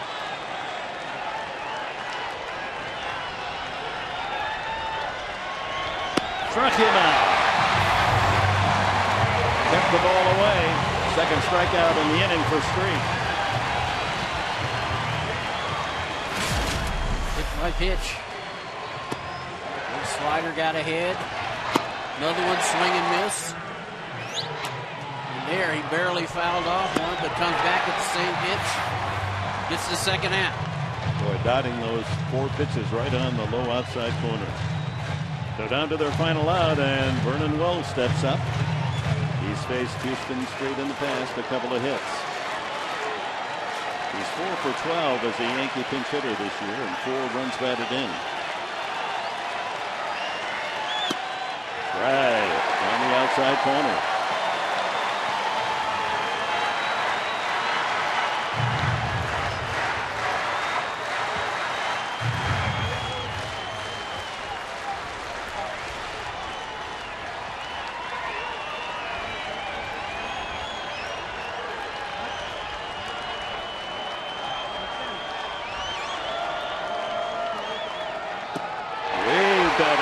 Chased the ball well outside, and the Yankees are down to their final strike. Good location with the slider.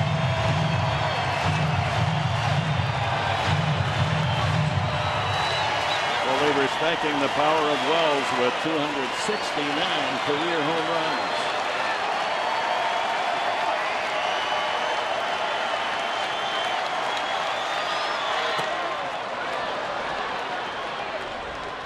Blocked by Hundley. A chance for Nunez to advance, but there's no risk reward there. You don't want to run yourself into an out at third. No need. 2 on, 2 out. Bottom of the or top of the 9th inning. Joe Girardi's Yankees down to their final strike. 1 and 2 to Vernon Wells.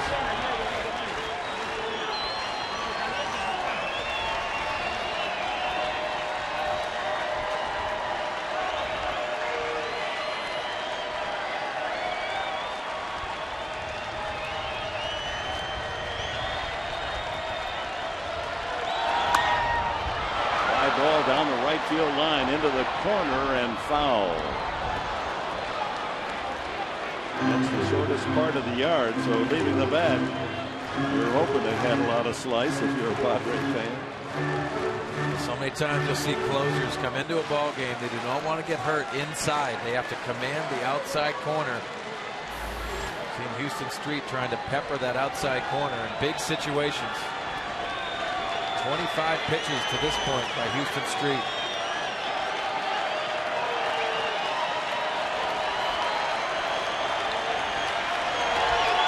Got him swinging, struck out the side, and the Padres win 6-3, 4 series in a row for San Diego. A nice run for Bud Black's club as we go to Padres Live and Mike Pomerantz. Nice pitching effort all the way around.